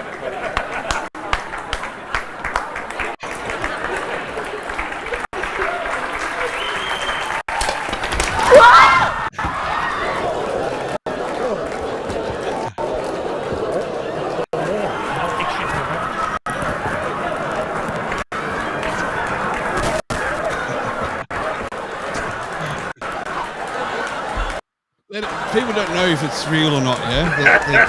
I think for a second. Some are clapping, some are gasping. Grace Cullington is the oldest, was the oldest. So, I mean, that's kind of surviving actor to work with Chaplin. I'll just stop it then. It was a little long because I didn't realize there was such a lead up, but I think that makes it brilliant. Good. The whole serious lead up, and then obviously he did this physical thing, and I'm sure that's a stunt woman dressed like an old. Has to be right because some old lady couldn't take that fall, right? She couldn't take a fall unless actually she was ready. just thinking back, her voice sounded young, when she said that. I'm sure it was a stunt woman. Yeah, but I love that, and that's what going back to Diane Morgan and he launched that lady. I do. Because her character is Philomena Kunk, which I think is it's a funny name, Kunk. She does Kunk on Britain, Kunk on Earth, and it's basically like history shows, but she's just an ignorant person who doesn't know shit, so, or the stories that she tells. But it's also this setup and this punch and this delivery of letting people know that she's vulnerable. And then something happens where they have to give her the news, and you can just see how deflated she is. So I love that comedy, but but I also love physical stuff like what Sacha Baron Cohen did there. But also American shows, because I think a lot of it started with I think Curb Your Enthusiasm is. Yeah, someone just said Afterlife with Ricky Gervais as well. That's what Charlie's saying as well. Gervais is what Lauren's saying. Yeah. Well, so who's your sort of couple of favorite comedians? I know that wouldn't be one specific, maybe, but a few. Diane Morgan? Like? No. Do you mean like stand up or? Because just I suppose it doesn't really matter, but I think that's initially what I would think in stand up. Yeah, but there's so many different genres, right? When it comes to comedy, so yeah. I don't know. I quite like Bill Burr, man. I think he's spot on. Jimmy Carr, like that sort of style of comedy. But then coming to the comedy with Sacha Baron Cohen as well. That's a different thing altogether. That's sort of full acting comedy, Yeah, that's your improv. That's your acting. That's your sketch comedy coming into play. But I think Theo Von, good choice. Yeah, Theo Von. Lawrence says he's definitely quickly becoming a favorite. Yeah. But so if we're going to stand up. I would have to say right now would be Segura, Tom Segura. Right. Rings a bell. I'm not sure I know who that is. Brilliant. You need to maybe watch. Probably need to see him. Yeah. Yeah, he's got a great bit like on Steven Seagal. How people think that Segura is a Japanese last name. He's like half Peruvian and American, but he's American. Oh, I know him. Yeah, I know him. Of course I do. Yeah, absolutely. Yeah. He's fucking good. He's brilliant. I think he's great. He's not sorry as well. He speaks his fucking mind when he says his comedy. He says shit. He absolutely says it out. That's I respect it. Yeah, I think Sebastian Maniscalco is brilliant. Chicago guy, Italian, right? From Chicago, just brilliant. Bobby pretty Lee, clean. Yeah, Bobby Lee. That's what Lauren's saying. Yeah, absolutely. And Bobby always had kind of this problem at Matt TV in that he wasn't that respected because he came from a stand-up background, right? And everybody else was pretty elitist, like from Chicago. I remember walking in one day and I'm like, who the hell's in that trash can? They had an upside down trash can, and Ike Barinholtz and Seth Meyers, Josh Myers, Seth's brother, were beating the shit out of Bobby. He was in a trash can. Trash can was upside down. And I can't remember. I don't think they were real bats. I think they were prop bats, but they were banging the hell out of the, and Bobby's running around. And I was there when he pooped on somebody's coffee table. The shit that just the shit that used to go on there. But so I always felt, I think that's why Bobby and I ended up kind of, being nice to him, because I felt bad that my friends from Chicago were kind of treating him like shit. But he became, I think, an amazing actor, comedian. But as a stand-up, even 20 years ago, he was brilliant. He was, and he always had this thing. And I finally got tired because he would get off the stage and go like, "Oh, that sucked," right? And at first I'd be like, "No, man, that was really, really good," because it was. I'm not gonna lie, And finally, I just got sick of it, so I was just like, "Yeah, it was pretty bad," but it never was. So if you can imagine 20 years ago how good he was, now I haven't seen him lately, but 20 years later, sharp and skills, but as a stand-up, he was. I think he's always been brilliant, but not knowing how to do sketch or improv, it didn't hold him back, and he became a really good performer and actor. I think he's done like Hawaii Five-0. I haven't talked to him in a long time, so it's not like we're still friends. I'd love to reconnect with him, but he's definitely building the ranks there. She says, Lauren says he's always on Dio's show. That's right, they are. There seems to be this new generation of comedians coming up at the moment. There was like a big lull gap in between some of the old really good guys to now, and you've got this this new class of comedians coming through, man. I find and there's Shane Gillis as well. He's pretty good too.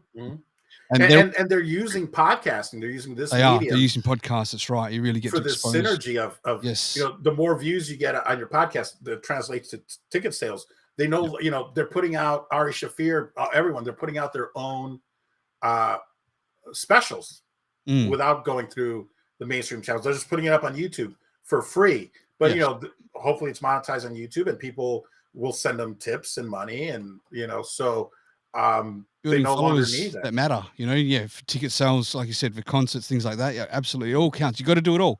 You've got to do it all, and it's quite an involved business, And I often wonder, we know how much work goes into doing these things behind the scenes. These guys, from the time being noticed, having to be consistently good, to having the right moment, to being picked for something else, building up, and the momentum and the grind is constant. And so these guys really deserve to be in the spot they're in. They're not just like discovered one day and they're okay, right? Like there's a big build up. Like 20 years ago, he said he was doing shit. They've been doing it for 20 years or more. Joe Rogan. You see stuff. I don't think he's that funny, Joe Rogan. Do you? I don't really find him that funny. I think he's a great podcaster. Yeah, great podcast, like the best, for sure, like the best podcaster. But as a comedian, not that much. I remember the first time I saw Joey Diaz. I don't know if you've heard of. Joey Diaz. Yeah. He's fucking got a great accent, perfect for comedy. He's fucking funny as shit, man. Joey Diaz. I lost my breath just because, and it was basically, I think he was talking about shit like this, like finger blasting women, but the way he just came attacked, it was, and I can't remember if I saw him do stand up first, and then I worked on a commercial with him. With Joey Diaz. We did a commercial for the NFL Network. It wasn't a Super Bowl commercial, but it was around like it was going to play on another channel on the NFL Network. So not a Super Bowl commercial, but a Super Bowl commercial type thing. And so I think did I see him? And then he goes, "Oh yeah, I do stand up." And then I went to go see him, or vice versa. I don't remember, but either way, we ran into each other, and just the stories he was telling. And at one point, I think it was just me and him talking, and I was just dying laughing, like, "Oh my god!" Is he trying to make you laugh, or he's trying to tell you real stories that had? No, he was just telling real stories. Yeah. He delivers it. He delivers it really well, right? Like he just even there was I think it was Shane Gillis actually on Rogan podcast, and he popped a pill, right? Yeah, popped a pill or half a pill or something. He started kicking. He was freaking out, and he rang Joey Diaz for help because they were close, you know. So I'm starting to freak out. He's like, "Cocksucker, I'll be there in 5 minutes." Just tell him, and he went there, said, "Sit down, give me the other half," and just lobbed it. And we're going through this together. You know? I'm with you, brother. Fucking legend. Yeah, I'm with you all the way. Legend. Fucking legend. Yeah. Joe Rogan. This one time, I was in Jersey, 1986. I was we were there, me, and we were beating up these. Did you see the one where he's with Joe Rogan having to go at Alex Jones? Yes, yeah. He goes, "I got one left bigger than the other because I had cancer. The left one's always bigger than the right." Like, yes. I got a sack of weed under my left nut. Yeah. Fucking Jen Rogan's losing his shit, man. Losing his shit. Joe, people like Joey Diaz just makes, and it's, I don't know if I guess that's the compliment. He's like a comedian's comedian. A lot of times these comics will just do comedy for other comedians where you're just like, "Oh my god, that's brilliant, that's genius." Norm Macdonald was also so we were so close to getting him to come do a show in Vegas. Obviously we didn't know what was going on, but and so this was like a couple of years before he passed, and obviously that's the reason that didn't happen. But we were trying to get him to come and do a show in Vegas. I was trying to set that up, but unfortunately that didn't. But Norm Macdonald, I met him. Mo Collins, who was on Mad TV, had a pool party, and that's I think the first time I met Norm. Again, like 2003, 2004, right around there. And they're just full of famous celebrities and titties out everywhere at a pool party. No titties, but no titties. but celebrities. Yeah. I've been to when I was in Hollywood. 2007, I think it was, and I went to a porn party at Charlie Chaplin's hotel there on Hollywood Boulevard. It's called it's so long ago, But anyway, because me and my buddy were from Australia, we were going over to meet this other guy who was doing seminars there. Roosevelt Hotel. That's it. Roosevelt Hotel. I was going to say Roosevelt. Yeah. Roosevelt Hotel. Yeah. So we're at the bar there, and we just met some people. They invited us to this party. They shut the bar off around the pool, and we were just. I mean, no one was having sex or anything, but it was a porn party. Just porn stars everywhere, and we were just drinking with them. I was a little bit young to have fucking done the things I do at this age, that's for sure. But I was 20. I was early 20s, still a shy pup, I think. Yeah. But oh god damn, if I was a little bit older, holy fuck. And holy single. Shit. Yeah. I think can I ask you a question? May I ask you a question? Yeah. Do you like pies? Do you like pies? Charlie Chaplin's hotel. So the time that we talked about this, I always think about back at the hotel because that was his hotel, right?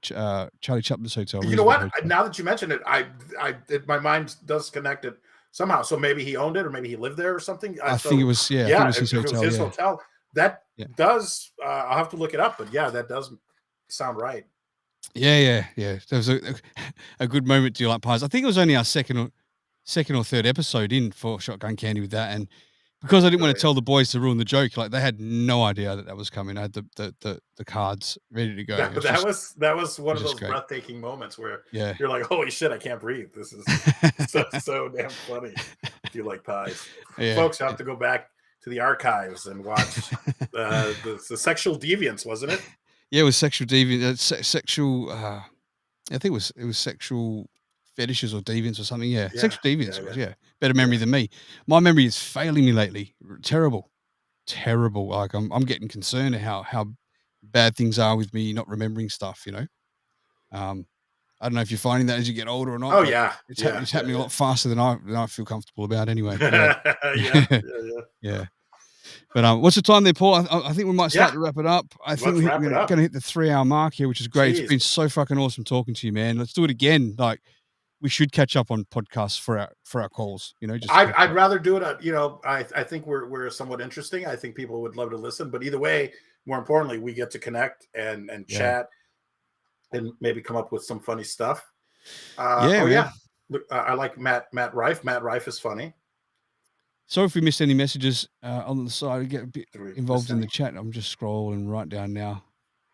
Yeah. Okay. Yeah. So so that's kind of what these shows are about. Like, with my friends, it's not anything set. They're just, what I found, man, is, we did the shows, like you interview celebrities and everything like that. I've interviewed people in different fields, maybe like this Bob Sapper celebrity, but then people in science or whatever it is, right? And get their story.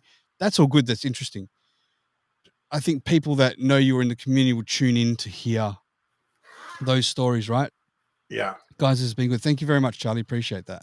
Yeah, that's very kind, Charlie. But what I do think works best, and what I find myself listening to the most is what I assume other people would listen to, and it's the world's most popular podcast with Joe Rogan, right?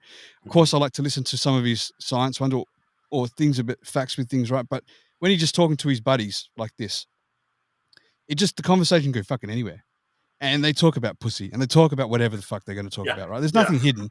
And I just want to do that. And I know that when I'm online, I just want to hear, if I'm working during the day or if I'm falling asleep at night, I'm hoping that some of my friends are online on a radio or something that I could just listen to as I fall asleep, even if I can't talk. I just like to eavesdrop on their conversations and the voices I'm familiar with about things, right? I thought, well, that's actually what these podcasts really are about for us, as I want to connect with my friends. So that's what they're going to be. I love it. That's the type of show I enjoy as well. Yeah. Thanks, Lauren. This is what I know, Charlie, me too. So I missed something before that. Hang on. Guys, this has been so good. And then Lauren said, I know, Charlie, me too sad. What are you talking about? Show? Did our show make her sad? I don't know. Fuck knows. Well, I like when Rogan just chats with friends. And I want, by the way, each of you in the chat that's listening, and Daz, even though you've commented privately, I want all of you guys to be on this show. Just chat one-on-one. We get to catch up and see how things are going. She misses my content. Oh, okay. Yeah, that's a whole nother story. Lauren, maybe you want to be up next week if you're free. Make some time for us, and we'll do it.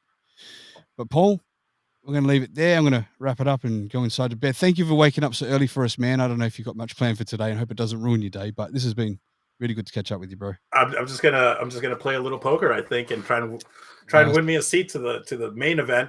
I'm gonna definitely play. There's some small events like $300, which is a lot, but it's more manageable. I think that's one that's $333. If anybody wants to invest in poker, in exchange for a piece of the action, please. But either way, most importantly, and what do you say invest? Are you saying invest in themselves by hitting you up about some coaching for it, or what are you saying? No. So let's say I want to play in a tournament that's $500. If they want to take half the action, $250. Or I'm pretty. I have to double. So check 500 to enter, but if they pay $250, then whatever you make, you split with them. Then we split it. Yeah. I'll double check because I want to make it. I want to do what everybody else does, which I believe is because you're putting some you as a player, you still keep a little bit more, like 5% more. Right, so right. If instead of 50-50, I think they they get like 48%. Or if 5 people go in for $100 each, then it's split. It's split 5 ways. And it's pretty transparent because they all the names are listed, who plays, what place you finished in. So I like to finish. I like to finish on their face personally, but whatever place you like to finish on. I want to finish first. You're not satisfied? Have a Snickers. Now you're they satisfied. Yeah, all over you. Rock, this has been amazing. And if people want to follow me, I'm at paulvato.com. All of my social media is there. If you could just do me a favor and go to vato.tv and just leave me a review and a like, or even just a like, but a review would be great for the Kama Sucia. You don't, if you want to get it, great, but you don't have to. Just leave me a review. Thanks for that, Paul. Appreciate that, man. Hang on this for just a second. I'm going to end the show, end the stream. Right. I'm going to end it here on Station Head. Hang on. This damn thing is Bye, Station Head. There we go. And now you can just my favorite fuck off. kind of head. There we go. Mine's the bell end head. Is my favorite. Yeah. All right, here we go. We're going to end it. Thanks to the listeners for dropping in. Thanks for the comments. Thanks for listening. Leave us a comment, and with this video, can you give it a like and give it a share, or at least give it a comment? It helps the algorithm. I never really ask for it, but please, I'm going to start asking for it. Just do it. I want our friends to all share this shit. So thank you very much. We'll see you all next time, which is probably going to be next week. Thanks, Paul, for your time, brother.